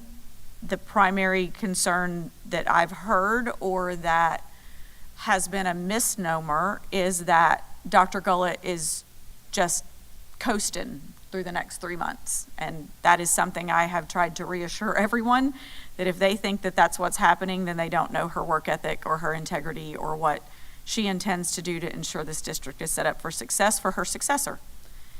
And so I know she's spending countless hours in budget meetings, countless hours. She was in a principal lead meeting this week. She's got book studies going on. She wants to ensure that this district is set up for success for her successor. And so please rest assured, anyone out there, it's still business as usual. I understand that people may be concerned about next school year, but every decision that has to be made about next school year cannot be made apart from this board. Every hiring decision, every principal move, every part of the district staffing plan, every budgetary line item, this board has to approve every single one of those. So I understand people are nervous and they're upset and they're concerned. What are we going to do? Well, the sky hasn't fallen. We still have a leader in place who is and has set the direction of this district for the last 5 years. And we're continuing to move forward, and she's working just as hard today as she did 4 years ago. So, with that being said,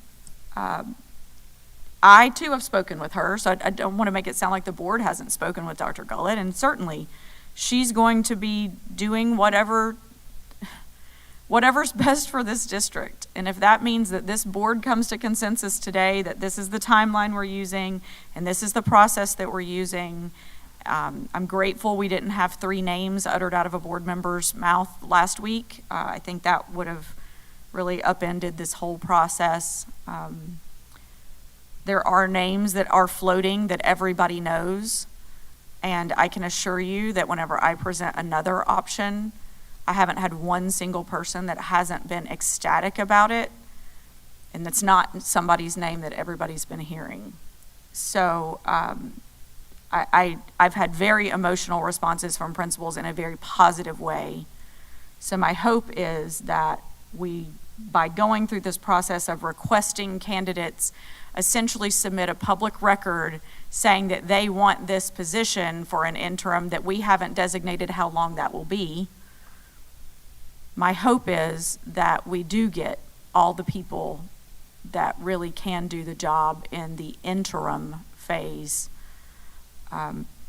Again, if we reach consensus that this quote-unquote person that's going to take over for a period of time is starting on May 5th, and that's consensus, I guess I can move along with that. Personally, I still like the June date, and the justification for that for me are some of the reasons that I've mentioned.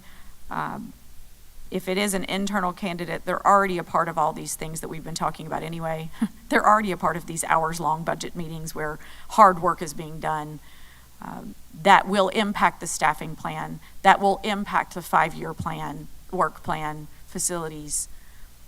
So all of that work is already being done, and our internal folks are a part of that. So I can get on board with May 5th, but I don't like it.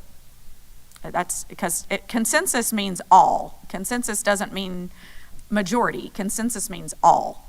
And we haven't heard from Board Member Thrower, but even if we went with a June date, again, as I said, even if we went with a June date, they would still have 5 weeks at least, potentially, maybe even 6, with our superintendent, side by side, with school out, being able to really know what all this looks like. And that's why I am most comfortable with that still.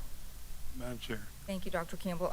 I just want to reiterate that I haven't heard from any board member that anybody thinks or assumes or has stated that Dr. Gullett is not continuing to work diligently to help move this district forward. So I just want to say that for the public and for our staff, I haven't, that accusation is not true.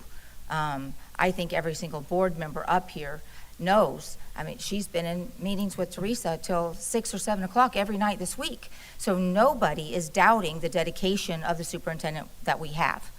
This board member is interested in making a smooth transition where there is plenty of time for collaboration, for mentorship, because we are a very large district. We have a lot of students and a lot of employees. There's a lot of material to go over, bringing someone new into that position. And so I just wanted to reiterate that. Board Member Thrower, we're glad that you made it back. I'm going to turn it over to you for some comments. Madam Chair, before Ms. Thrower, I just got a question, and I'm just asking for clarity because something Dr. Campbell said. from my understanding, none of us as board members are submitting any names.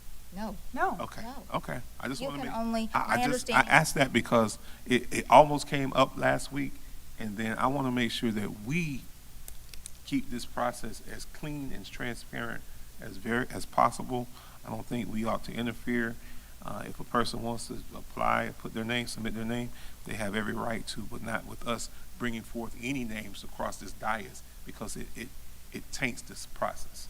I just want to make sure that we are all in agreement on that. Reverend Cummings, I took very seriously the asks from each board member up here when I met with Ms. Morant.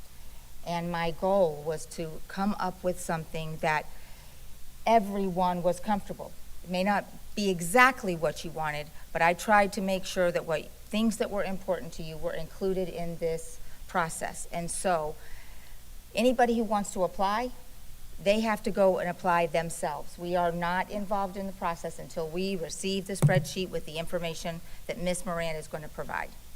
I asked that because there needs to be no unfair endorsement from board members. Agreed.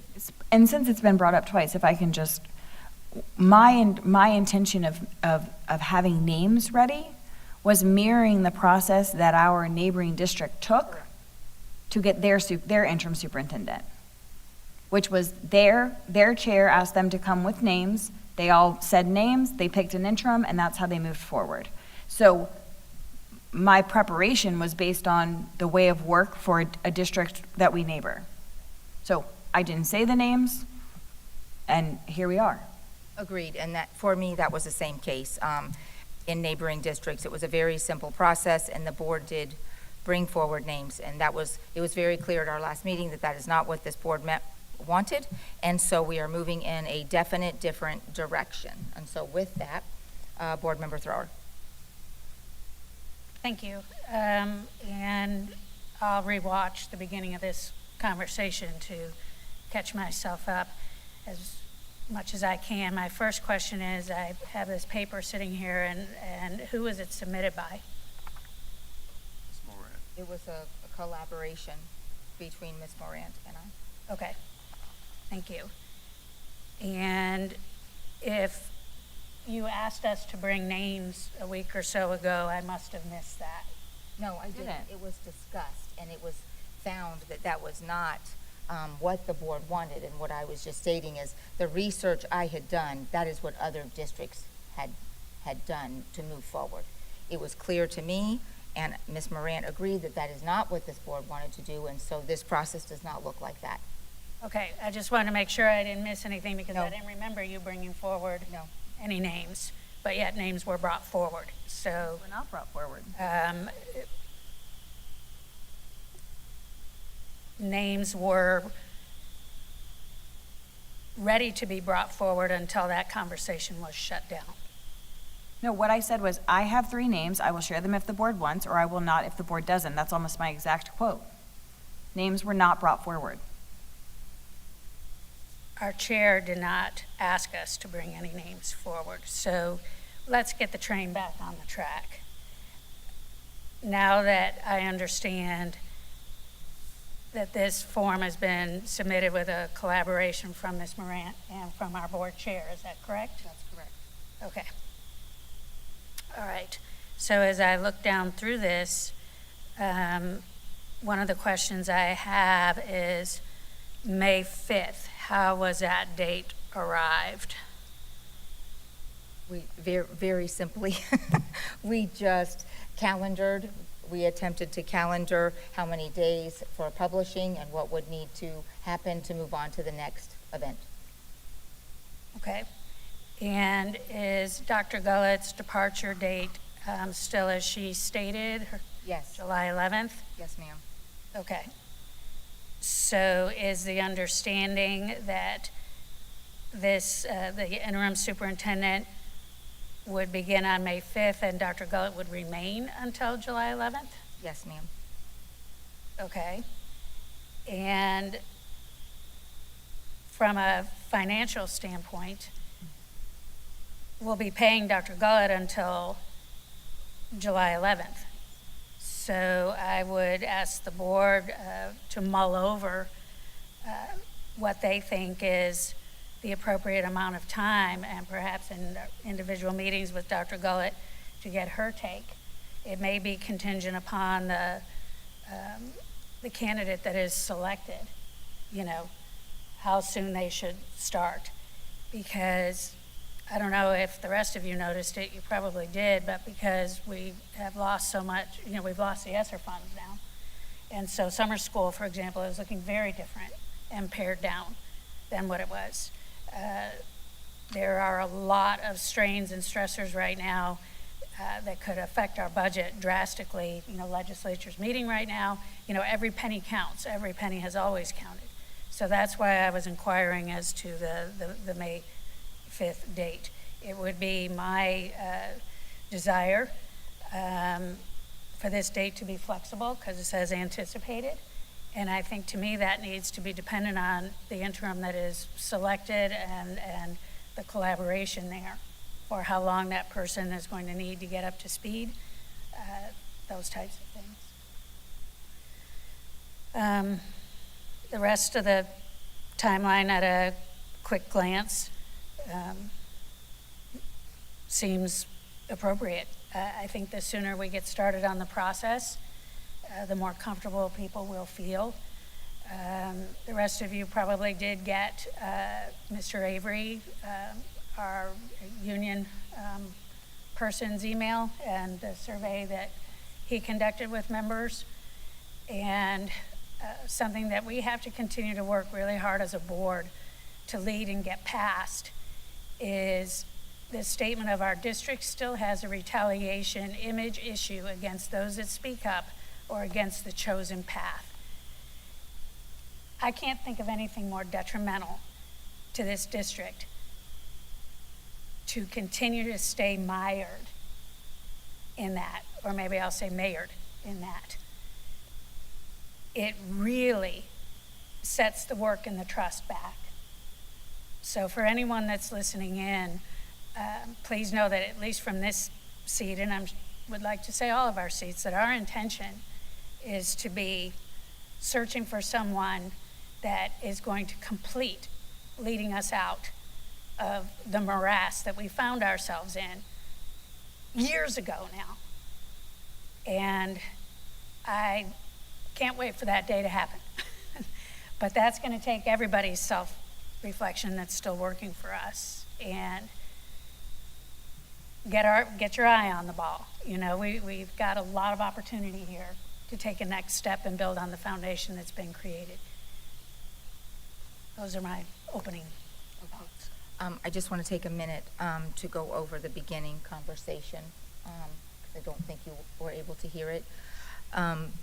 Anyone who's interested will submit their resume, their name and basic information.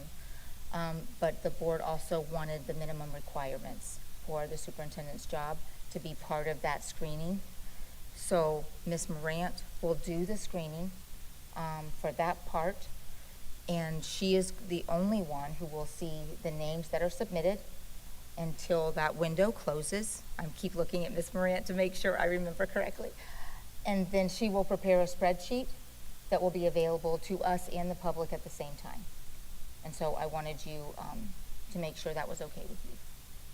Thank you, and that sounds great. That sounds exactly like the level of professionalism and transparency that I expect from this process. Okay. Thank you, Ms. Thrower. I appreciate your input, and I am okay with, I don't know, I'll ask the rest of the board if we want to allow some flexibility when we get a little further through this process, which I think is going to be necessary. You know, we talk about something that we're streamlining and we haven't done before. There may be some hiccups that we haven't anticipated. And so I think saying up front that there may be some flexibility needed as we work through this process is wise. So, yes, Dr. Campbell. Thank you. There is one item here that it is causing me question.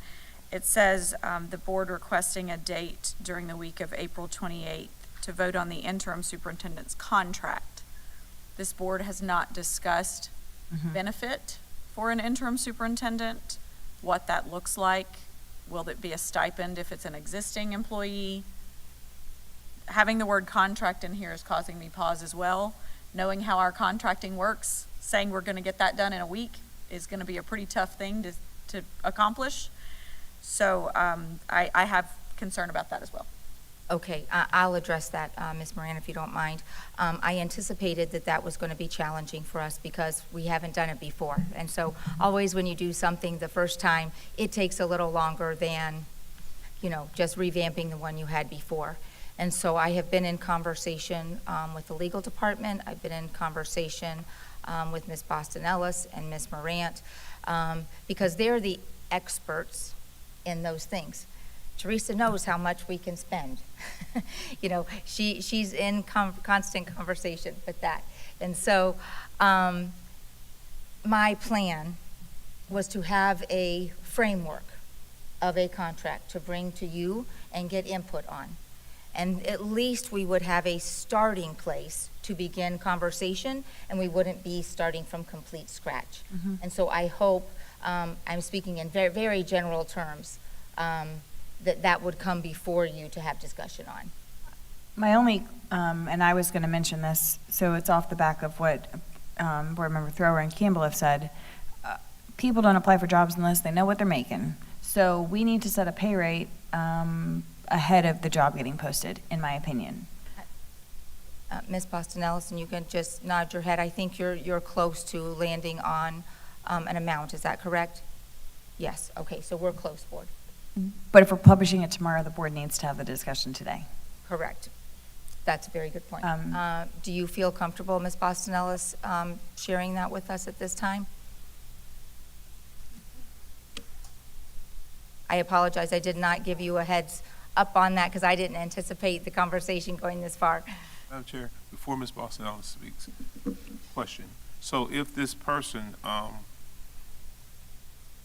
if this interim person, if that person is a current employee, as Ms. Thor kind of talked about that anticipated start date of May 5th, that means they're already working for the district. Couldn't that date be extended out where they are in a position where if they're already at the table, they're being trained and they're in the process of the transition, and the date of actual start date be later down the road? Like June. That can be a challenge, but I think. I feel confident that if we've already named them, right. We've already named them, they could still be maintaining their own position if they're at the table already. Right. I have all the confidence that Dr. Gullett and the interim superintendent will work those things out. We are at a huge disadvantage not having a deputy superintendent, and so.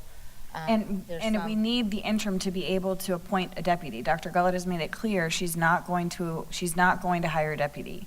And this district needs a deputy to lead the curriculum side of this table. We've had a big hole since Talbert Irving left, and the interim has the delegation power to appoint, as does the superintendent, but she is not wanting to do that because that would be disrespectful to the authority of the interim. So we need to name the interim so that they can appoint this deputy. Let me ask a question then. If we've named the interim, but have not put them in the seat, and the interim in conjunction with Dr. Gullett are working together to choose a deputy, they could come in at the same time, which would be much cleaner. It still would be the deputies. It would still be the interim's deputy. It would not be Dr. Gullett's deputy. Right. It would still be the interim's deputy. Right. Can you say that again? I'm sorry. Where the interim, the person that we named as interim, they don't start on May 5th. They are working. We've named them. We've named them at May 5th. They're still working with Dr. Gullett. You're assuming it's an internal candidate, though. I'm assuming it's okay. If it's an internal candidate. Just to preface that. Right. And they were working with Dr. Gullett to come up with a possible deputy superintendent. They worked together to figure out this deputy superintendent, and then both come in at the same time. It's much cleaner. It's still the interim's deputy. I totally agree with you, but we're assuming it's an internal candidate. So if we're putting this out for everyone to apply, then we're making assumptions based on the candidate, but if we put it out for everyone to apply, then we could have an external candidate, which then that wouldn't work for. I would love to just do internal candidates, and if we transition to that approach, then we would absolutely be able to go that direction, Reverend Cummings, I believe, because the internal candidate would continue to do their work. I think they probably should get some level of a stipend until whatever date they took over the reins, because they are going to be doing more work than normal.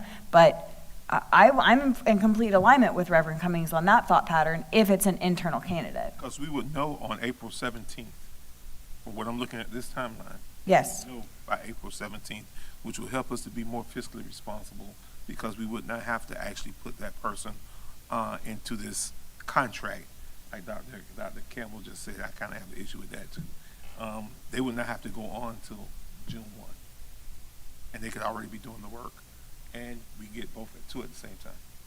Correct. It could be on a board-approved staffing, just like we do staffing changes, and we put the effective date, just like we did for Ms. Dobbins, when we approved that, but it was in Ms. Usher, so that there was a crossover. So you're correct in that, absolutely. I just think that's all assuming an internal candidate. So we have to then go back into that, but we asked about pay, too. Yeah, so I'm going to redirect us back. I asked Ms. Boston-Ellis to come forward, so thank you for waiting on us. I'm sorry, Ms. Boston-Ellis, I apologize for that. No, I saw Dr. Campbell's hand go up. As My question is for you as well, but go ahead, you can answer this question, but I do have a question for you. So, I'm still waiting on some responses, but I believe at this time, based on our current salary schedule, that the pay grade 97 would be appropriate for an interim superintendent. This number is based on 12 months, so if they don't serve a full year, it would be less. And that range is from $125,987 to $169,333.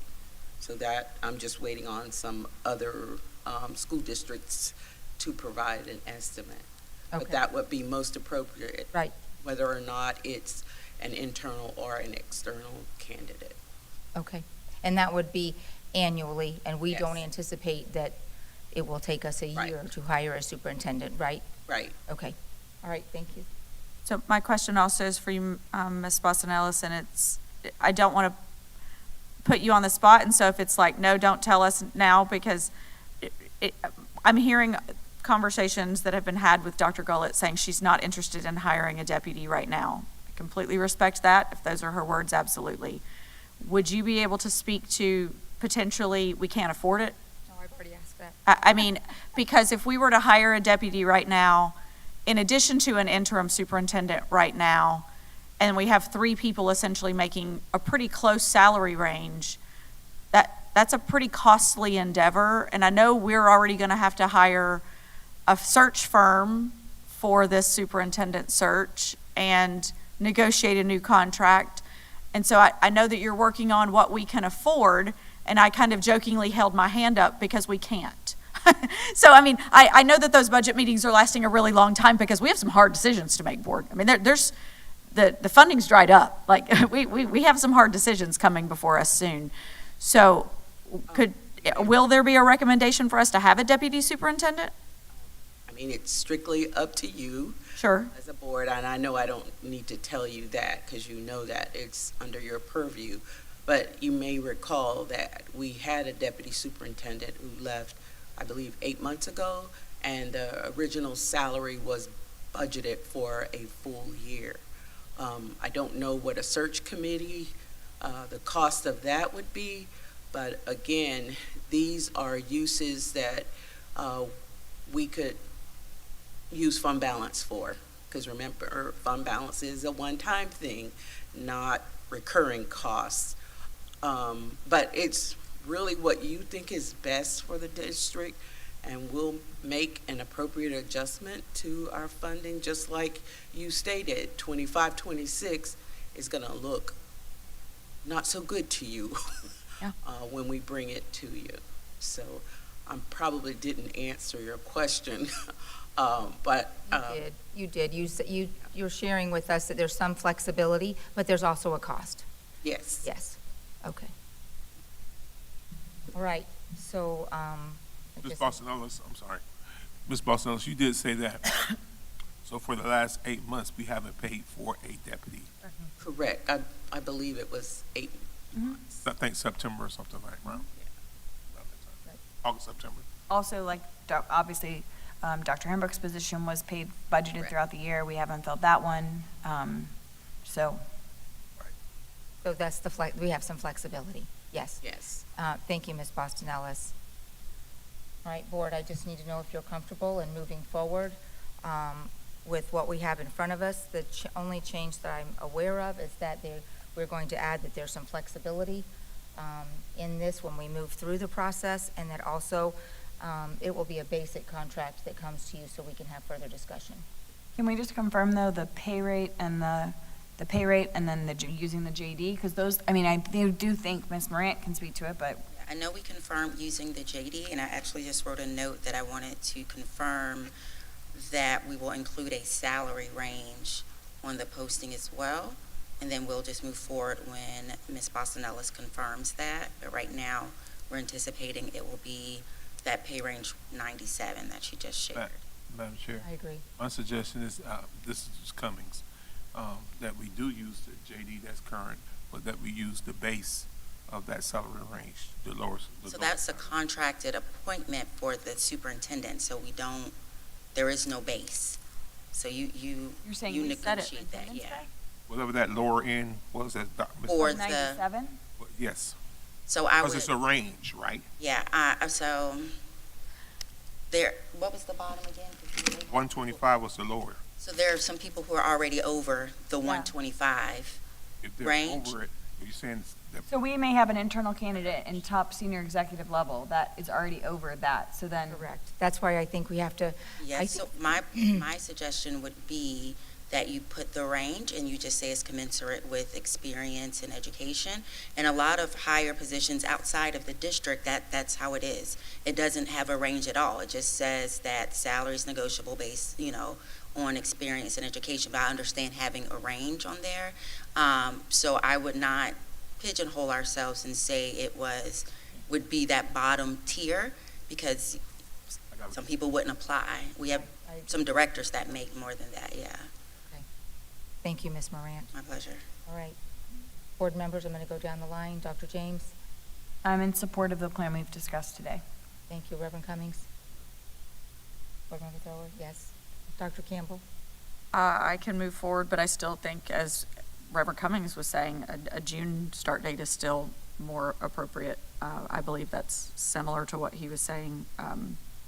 So this says anticipated start date of May, and I'm still going to disagree with that. The rest of it, I can be fine with. I do believe that people will only apply if they know what they're going to be making, and we probably have some folks that might be applying that already make over some of these levels. And so there would have to be a conversation, I guess, once we get the names, to say, do you continue doing your job too?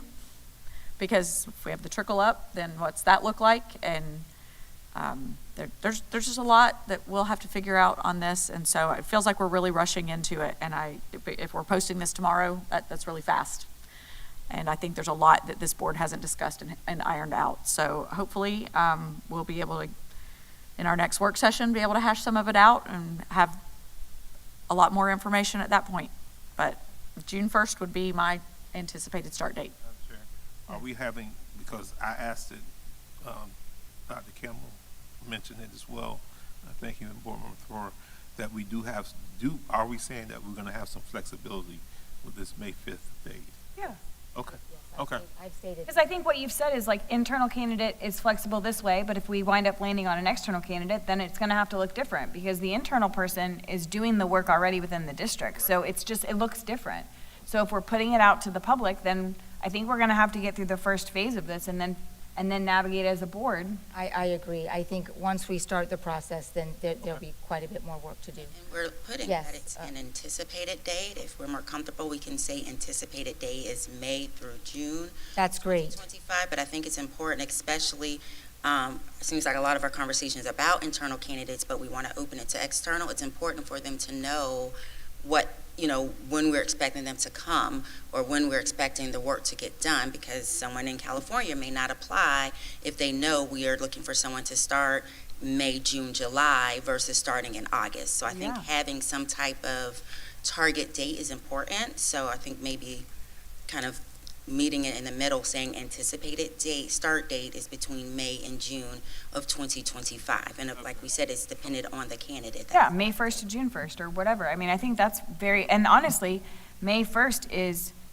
it's less than a month away, so someone who's applying tomorrow may very well not even be able to give a timely notice to their current employer if they were coming to us. Right. So There's some unintended consequences that we're not even aware of yet. And so, like I said, I like the flexibility, Ms. Morant, with what you're suggesting.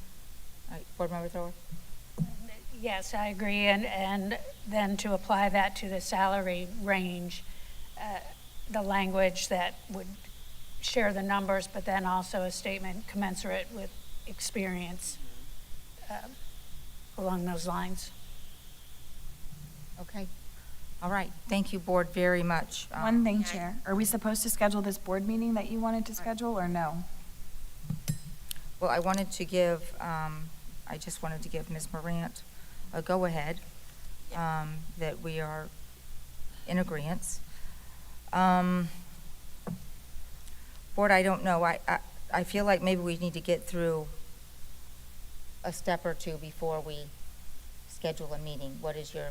Well, the work session could be agendized. Right. We have every week. The 17th could be. Yeah, it's already on there. It's already on the 17th agenda, and we have a board meeting on the 22nd. And then we will have a board meeting not until the 13th. So because of the gap with the way the weeks circulate, I think it would be appropriate, kind of how we did during that hot season of facilities, to either, whether we make a special meeting the week of the 28th and just cancel it if we don't need it, because we have a work session on the 8th. So we do have a board meeting right now for off-airs on the 8th that could come on air. But I'm always a fan of erring on the side of caution, scheduling and canceling if we don't have our ducks in a row. But publication timelines puts us in a bit of a pickle otherwise, so. And I was going to mention that, and that's why we landed on that week in discussing that, because we want to be able to give the public time to see the document, so we would want to have it published at least a week before. So the next time we would be together to schedule the board meeting would be the next board meeting next Tuesday. If you're not going to schedule today. Okay, so Elena, can we look at scheduling a special board meeting for the week of April 28th? Board, would you prefer it to be on a Tuesday? We have the early childhood forum that the board has been invited to on Yes, Tuesday. It's at lunchtime. Could we It do is in a the lunchtime. evening? Could we do it in the evening? Oh, yeah. A regular time, like a regular time? Was that April 28th? That's a Monday. 29th. 29th. Like a regular Tuesday At night. 5:30? That's fine. I mean, I think that's actually, if we were going to talk about it then and not push it to another traditional meeting, that would be the most appropriate. I would want to do it in the evening so that the community could participate in the discussion. So that's fine with me. Does that work for you, Dr. Campbell? I can do April 29th in the evening. I do have a follow-up question whenever we're ready for those. Okay, all right. Board Member Thrower is good too, so I think we can do that. What do we want to categorize it as? Special school, Is it a board meeting or a work session? No, it's a Board board meeting. meeting. 5:30. Yeah, 5:30, normal time. Superintendent, yes, Is superintendent there an search. anticipated voting item? Yeah, we would be voting on I'll get with you the first. appointment Contract. and the contract of the interim superintendent. That's the purpose of making the meeting. And if we cancel it because we're not ready, then we cancel it because we're not ready. Attorney Powers, the timeline for contract, do you think we'll be able to No. turn it? Thank you. But I will do everything within my power. Okay, I apologize because I No, I mean, what I mean is, I don't understand, is this a candidate, is this a contract that is independent of the candidate? Yeah. So in other words, it doesn't matter who you select, this is the contract that you want prepared. Is that what we're getting at? For the interim superintendent, yes. Right, You okay. agree to this to take the job. Yeah, that, I can get together a sort of template contract. Right, but the completion of that, I wouldn't have it until that person is actually on, I could not get signatures on it, get everything done, get everything completed by that time. And I think what Reverend Cummings was sharing was if it's an internal candidate, we may not vote on the contract this night. We may simply vote on the personnel packet that shows the person shifting and the delegation of duties shifting on July 11th or whatever that date is. I mean, that may be all that we're voting on. If it's an external candidate, we may not be able to get it together by this date. So, the way the schedule's worked out, or the timeline, you all would decide, or hopefully decide, at the April 17th work session on the name. At that time, even if it's external, HR would then reach out to that individual. If it's internal, no big deal, we can move them however, whenever. If it's external, HR would reach out to them to have their information and be able to do background screening and everything. It would be ready a week later, like, for that. So We could approve it. yeah, I don't know what it looks like for legal, but from HR, we would be able to, unless it's just someone who's, out of the country right now and they can't do anything remote.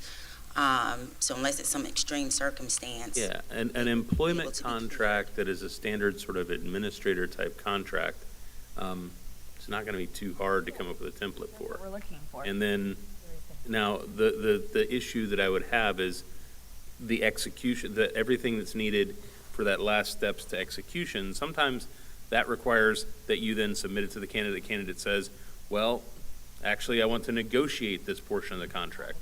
Here's line 17 doesn't work for me. I want this wording to be slightly different.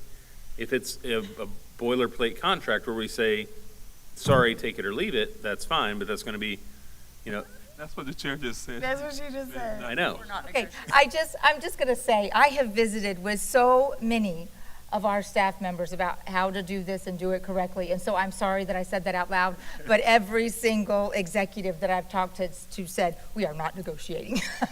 So that's why that slipped out. Right. Sorry. No, and so that's my point, is that if I'm not expected to have to do red line edits, the process usually speeds up quite a bit. Okay, good. Very good. Okay. So, may I just recap to ensure we're all on the same page? Okay, so going through, we will put the ad out or the information out in the email tomorrow. In addition to what we've shared, it will include the salary range, which right now we're anticipating will be 97, with the note that it's commensurate with education and experience, or with experience. It will go out and close on the 11th at 5 p.m. I'll compile that data as we've shared. Also, we're thinking for the anticipated date, instead of saying an anticipated day of May 5th, we'll say an anticipated start date between May and June of 2025. At the 17th, the work session on the 17th, you all will discuss, hopefully come to some type of consensus on the selected candidate, knowing that I've only shared those who've met the minimum requirements as outlined in the current JD for superintendent. I just have one clarifying question, seeing as this board may not have the opportunity to engage in discourse about practice. When you send us the list on the 11th or around the 12th,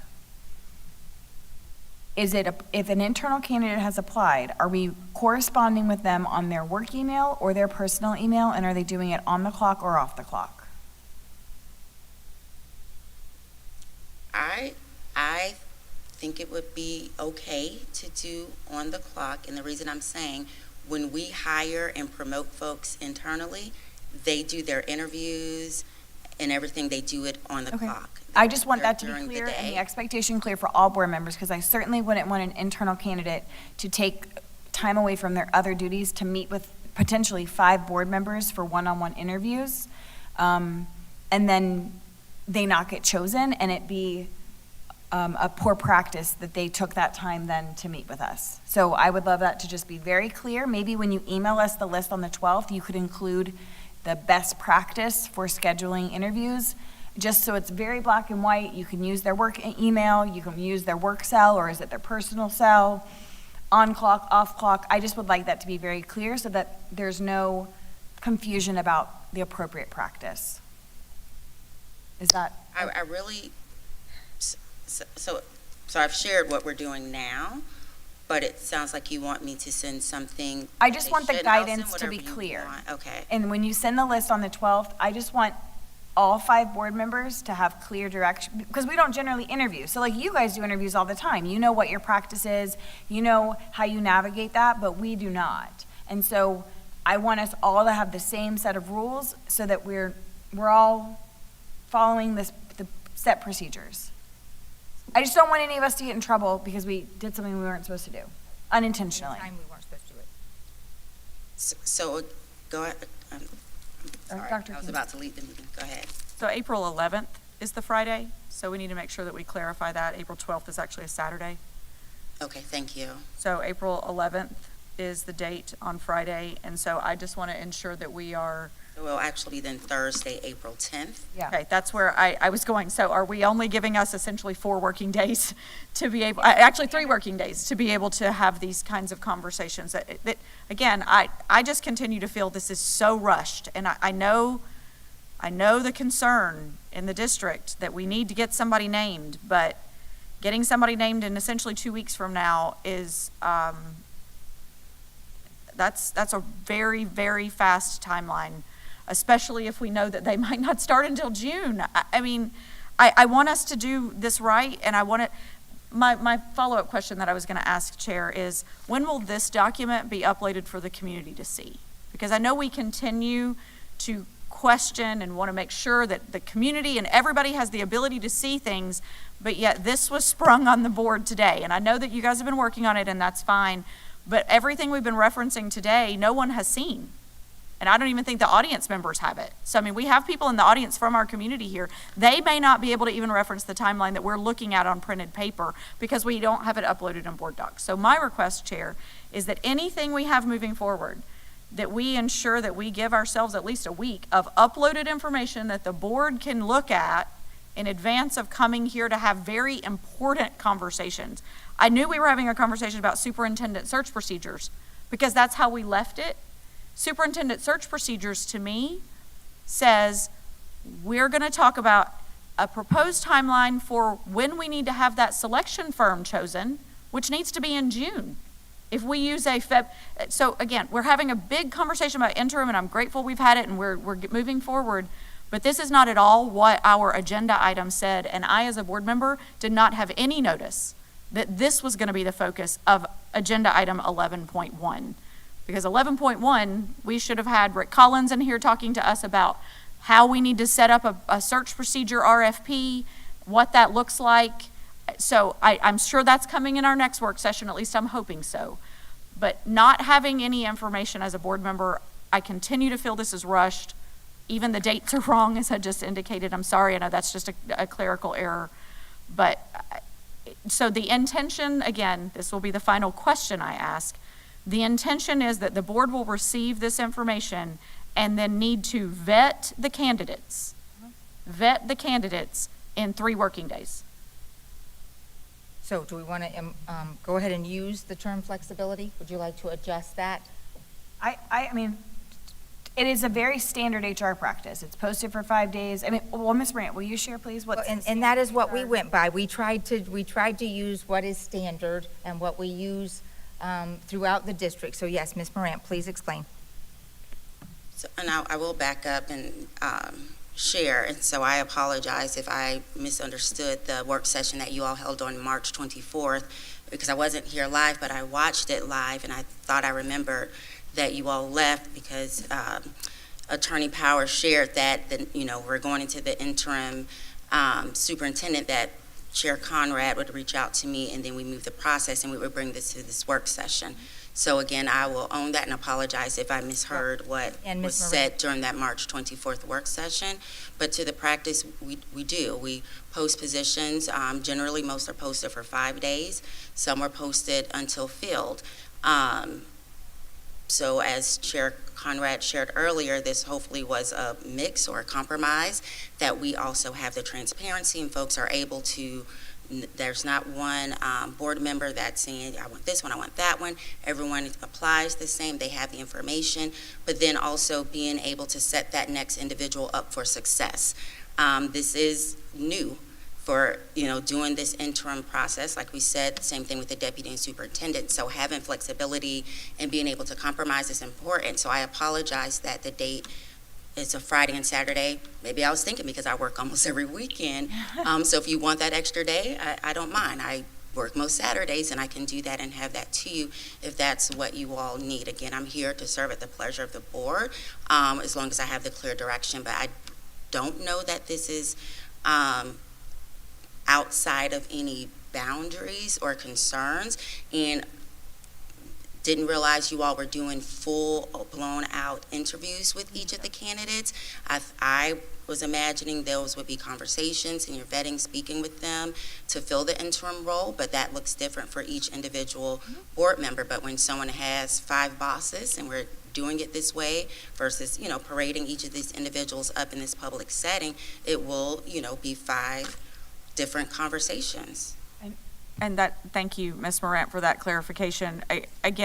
We've had so many conversations since that very well may have been exactly what was said in that work session. And so I own that if that's what was said and that's what we're intending to do. Again, I go off of board docs for our agendas. And so superintendent search procedures is what that says. And so that's where I've been living because I haven't been focused on this as much. My conversations and questions have been, what are you looking for in a future superintendent? That's where I've been going with it. And I do understand this is standard practice, 5 days, et cetera. But traditionally, in every other job that we have within the district, there's like an interview committee, perhaps. They meet with one group at one time, and there's not 5 individual people that they have to have 5 individual conversations with, and that would be multiple people. We have 20 candidates. And so I just want to make sure that I heard the word interview from a fellow board member. And so I want to ensure that from this board seat that I understand not only what the expectation is within our community that we're going to do this transparently, but also what each of us are expecting each other to do. Because the word vetting means something different. And again, that's on this document that nobody can see. It says that we will individually review and vet candidates. So does that mean that we each are doing one-on-one phone calls with each one of the candidates that we see? I think that's our purview though, right? I understand that, but again, if that is the expectation that we're expecting all of us to do, that's great. But it's not like we're sitting on an interview committee where we all are there hearing the same thing at the same time, which causes a little bit of a disadvantage there. I'm not asking for that. I'm not asking for each one of these folks to show up on April 17th and tell us why they're the best candidate. That's for the superintendent search. It's totally separate than this. I'm concerned with how this has happened, and that's just my own personal opinion, just because what it says in board docs is different than what has happened today. Understand why, where we landed, where we are. Perhaps we need to change the name of the agenda item that's standing. And Chair, can I clarify my language then? I'm sorry if I was using the word interview more as an opportunity to have discourse. So if you don't want to talk to the candidates, then you don't call them. If you do want to talk to them, you do call them. My way of work, personally, would be I'd want to at least have a phone conversation with each of the individuals that applies to understand what's their intention and I get to understand and ask questions about their resume. But I think we all have different ways of work, which is what makes us a board. My only clarifying question would be that when the list is reviewed and then sent to the board on Friday, can it be uploaded to board docs for the agenda item for the 17th? That's the plan, yes. Okay, so it will be, everyone who is an eligible candidate will be available for public view on the 11th? Correct. Okay. On the 12th. 12th is a Saturday, February 11th. On the Friday. Friday the 11th, yep, sorry, I corrected it when Dr. Campbell made that mention. So on Friday, April 11th, that document will be sent to board members and uploaded to board docs. Correct. For the public to see. Correct. Okay. Just for clarity, the 17th gets published on the 10th, so that would be 1 day. Yes. Personally, my preference would be that we compile this document over the course of the 5 days, and on the 10th it gets uploaded. And that's what I think. Ms. Moran, I think that was your intention, correct? I will be compiling it, but I know we're here till 7 p.m., but if you're okay with me then instead of 5 PM being that deadline, moving it up a little earlier, because I can't upload it, so I would need to have the document ready for, I'm comfortable with Martinez and Mr. making it Christian. noon on Thursday, April 10th, because we publish at noon, right? So, I mean, So I just want us to be clear, I won't, if the deadline is at noon, I won't have it ready at noon, so Yes. it probably wouldn't publish at noon, it would publish a little later yes, that day. I just want us to all be, yes. I mean, understanding that, obviously, Okay. but if the job closed at noon on the 10th, you would have until 5 o'clock to upload it, to get it to whichever way the decision tree is supposed to go, so that it could be properly uploaded on Thursday, the day of publication. That would make me feel the most comfortable personally. Are you guys okay with changing the end date of the applications to noon from 5 o'clock? Okay with that? Fine. Reverend Cummings?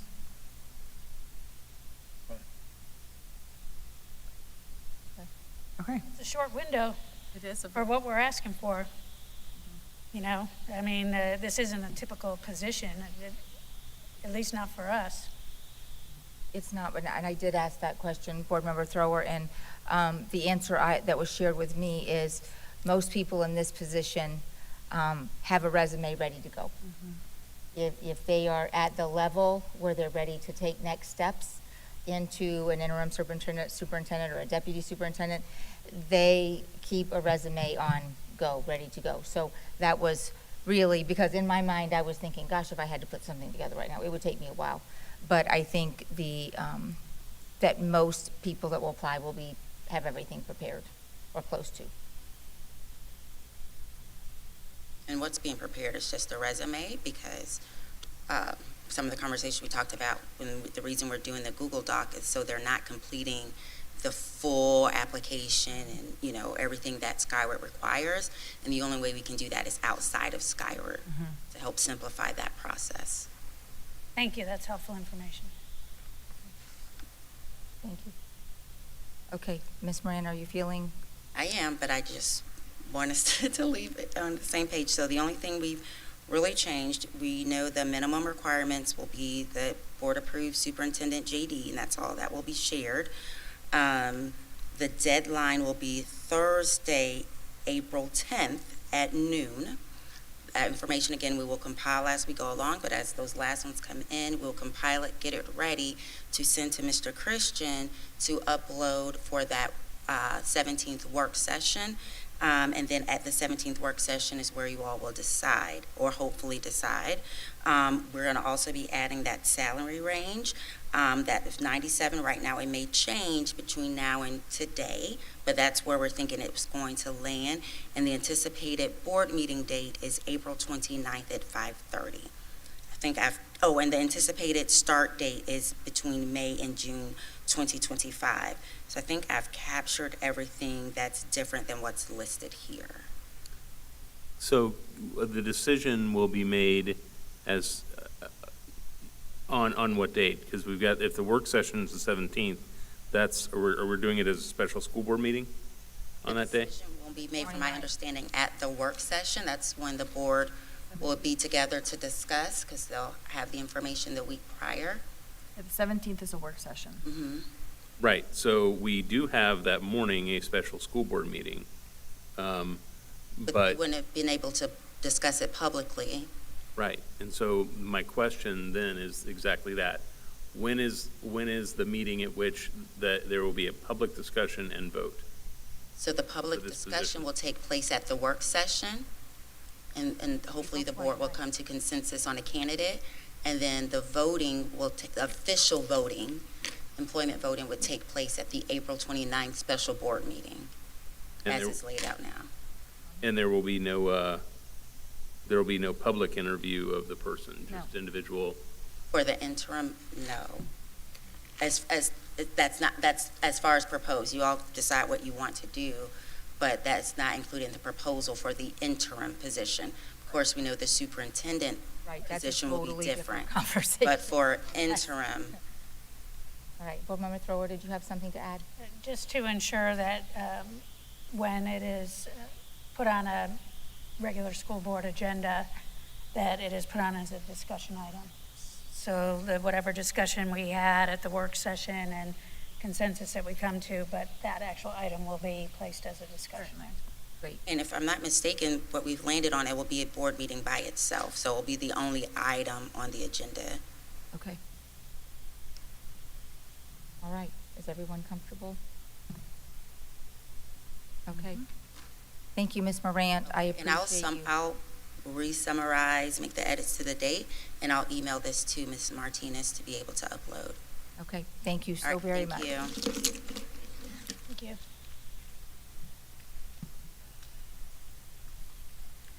Okay, moving on to board committee reports and concerns.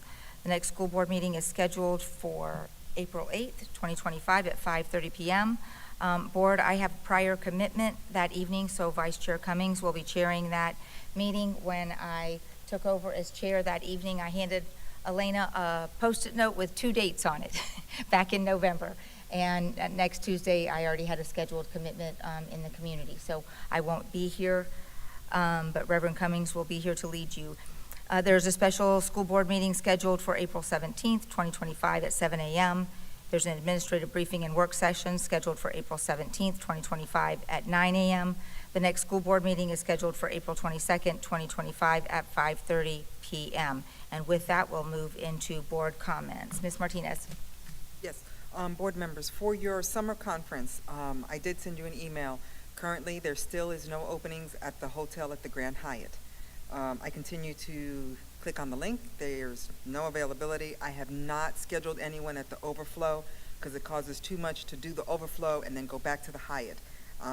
I will do the overflow once I return back on May 5th, should there not be any openings. So just keep in mind, you might be at the overflow. That was me calling an hour and a half after it opened at 2 o'clock.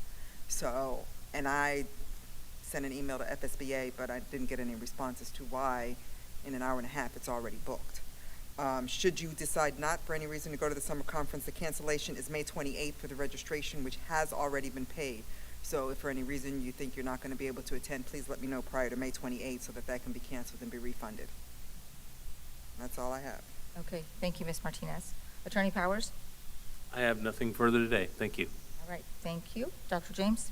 Thank you. I guess I'll go back into my brief conversation I was having earlier about the withdrawn item. There's conversation about changing the start-stop times and going from 7-period to 6-period day at 2 middle schools. I only know that because I dug into it because I was continuing to ask why there was no upload for that item. So I wound up having conversations with Mr. Corley at North Marion, who's in my district, and he wants, there's essentially a conversation about going to a 6-period day. Yes, as well as Howard, but I didn't speak with Ms. Parker. My concern, board, is there are implications to the staffing ratios because 7-period day requires more units. If you go to a 6-period day, you lose units. Those individuals, even if we had talked about it today, those individuals missed involuntary transfer, and they would not have a board vote before voluntary transfer. So I am just adamant that whatever we do, we have to figure out what we're going to do with the human beings that are in the seats, that are elective seats, that are very specialized for that transition. So I just would like to understand what's going to happen with that.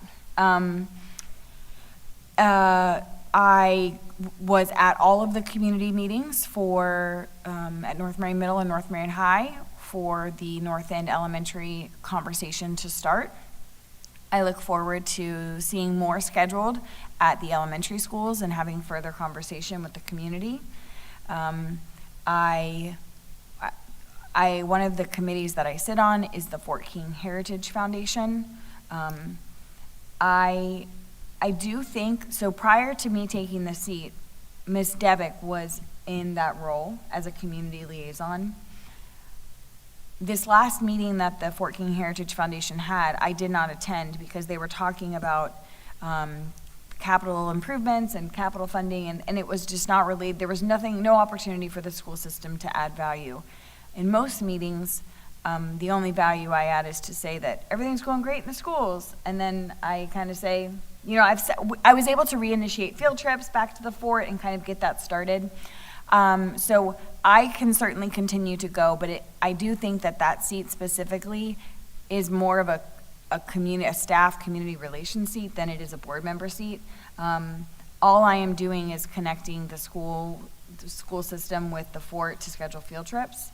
And so I just wanted to bring that up. I did not get to go, and they're always on the Thursday of a work session, so there are some of them that I never get to make it to because it's at 2 p.m. on a Thursday. So if a staff member were able to go, then they may be more readily able to participate. So that was just a thought pattern that I had. But other than that, that's all I've got for today. Great. All right, Reverend Cummings?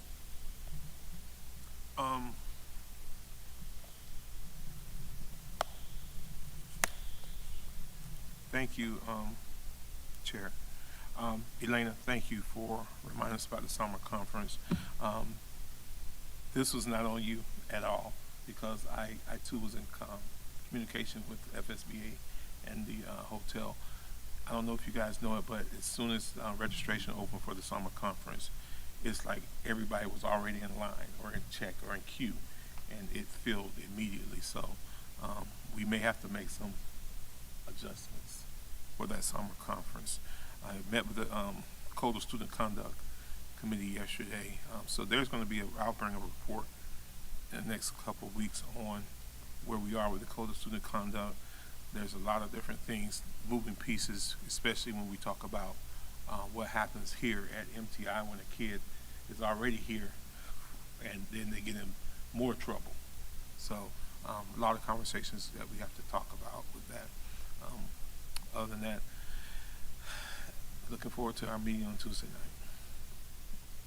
Thank you. All right, Board Member Thrower?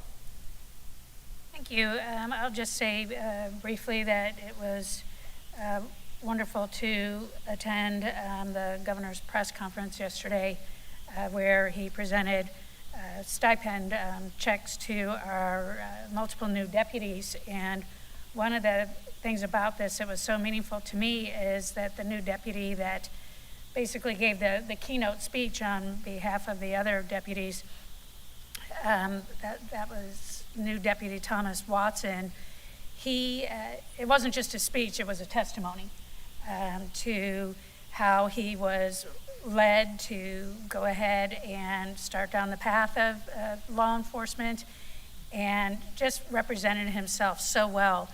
And as it turns out, he's a graduate of Vanguard High School. And so when we have the opportunity to share what our students are doing in the community and how meaningful it is and how the vast majority of our students go on and graduate and do incredible things. If they stay in our community, fantastic. And if they don't, they go other places and succeed. So it's always wonderful to have the opportunity to highlight that. And there's other things that I could talk about today, but I think I'll just save them for the school board meeting on Tuesday night. I'll just say briefly, I continue to be very grateful to the truancy court team. They will continue to meet through the summer. They are making a difference, and it's being heard and noted, and we're seeing some really, really great attendance numbers. I believe in your district board member, James East Marion, has had the best attendance in years. So, and kickball tomorrow. So if anybody wants to come, they need adults to play kickball. That's Sorry right. to interrupt, but we're playing kickball tomorrow morning, 8:30. Come on down. Yes, and at 7:15 tomorrow morning, there's an event at Oakcrest too. So you could just start your morning at Oakcrest early and Go to East Marion. drive on out to the forest and play ball. So that's what we're going to continue to do. We're going to continue to play ball. We have a lot of balls in the air, and we'll soldier on. Have a great rest of the day. Thank you, Board Member Thrower. Dr. Campbell. Thank you. We have a lot happening in legislative conversations for sure. While we've been in this meeting, we got the update from Danielle Thomas that is prepared through Gray Robinson. I know there's a lot of chatter about potential cuts. It's on the House side right now, not on the Senate side. So looking forward to having conversations with our delegate and our delegation next week when I'm up for Marion County Day. I understand you'll be there as well. So I just wanted to verify that there weren't any other board members that would be there for Marion County Day, so we can set schedules accordingly. And if there was any need to move around them, I wanted to do that. I understand, Chair, that you represented us at a recent conversation, a catalytic conversation. So I didn't know if you wanted to share with us a bit. Perfect. Okay, wonderful. So beyond that, we also received the spring sports tournament schedule, in-county tournament right now. And so I know my son participated in tennis last night. The district tournament, the middle school basketball is going on right now, and that the championships are tomorrow. And then boys volleyball is next week. So I have 3 kids in 3 sports, and we're all over the place. But just grateful for all the work that our coaches and athletic directors do, and our principals to support athletics. And they understand the value of how sports are often dropout deterrents. And so I'm just continued to be grateful for the work that is done on that front. And I think that'll wrap up my comments today. Thank you. Okay, thank you. Everybody's got short comments today, which I'm grateful for. Mine is a little bit longer because I won't be here Tuesday. I can't hold them, board member throwers, so I do have a couple things to share with you. First of all, I want to thank Mr. Avery. He's in the audience back there, and he did do some legwork on just compiling some information through a survey about what our staff they're looking for in a superintendent. And so, Mr. Avery, you know it's kind of a slow roll for us to get through these processes. So thank you for being assertive in getting that done and completed and that information to us so quickly. So just want to thank you for that. Board, I did get to go to a CEP event last week, and it was very refreshing. It was many young entrepreneurs, and it was really nice to walk into a room where people were excited to positively impact public education. And so we walked out with a couple more business partners. Our 2 new schools and Greenway, I believe it was Greenway that still needed a business partner. And so they were excited. They also offered, I shared with them, sometimes it's a challenge to get committee members. They were giving me their name and number to help with those sorts of things. And so I don't know about you, but when I call and I'm asking for somebody to serve on committee, I get quite a few no's before I get a yes. And so just thankful for that group and their positive energy in assisting us with some of our tasks here with Marion County Public Schools. I too attended the 2 community events at North Marion Middle and North Marion High. Even though there was some conversation about the advertisement and communication for those 2 events, they were very well attended, and the community had a lot to say. And so I would consider both of those events successful, and thankful for the opportunity to gather. Also last Friday, I happened to be leaving my volunteering at the Rock Room at Forest High, and the K-9 unit showed up with the Sheriff's Department. I had not ever been on campus when the K-9 unit showed up. And so it was phenomenal. They run it with such efficiency and professionalism that, I don't know, board members, if you receive calls, but every now and again I receive a call saying how much instructional time was lost because this search happened. And I can tell you without a doubt, they were in and out of a classroom in less than 5 minutes. I wish I would have stopped by timer because I'm pretty sure it was less than that, but it was very, very impressive. Great work that was done.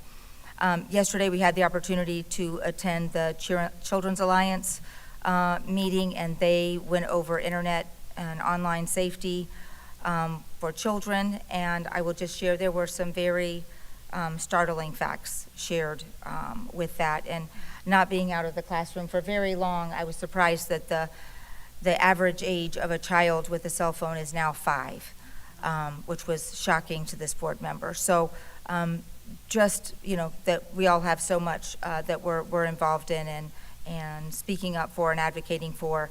So that was just new on my radar.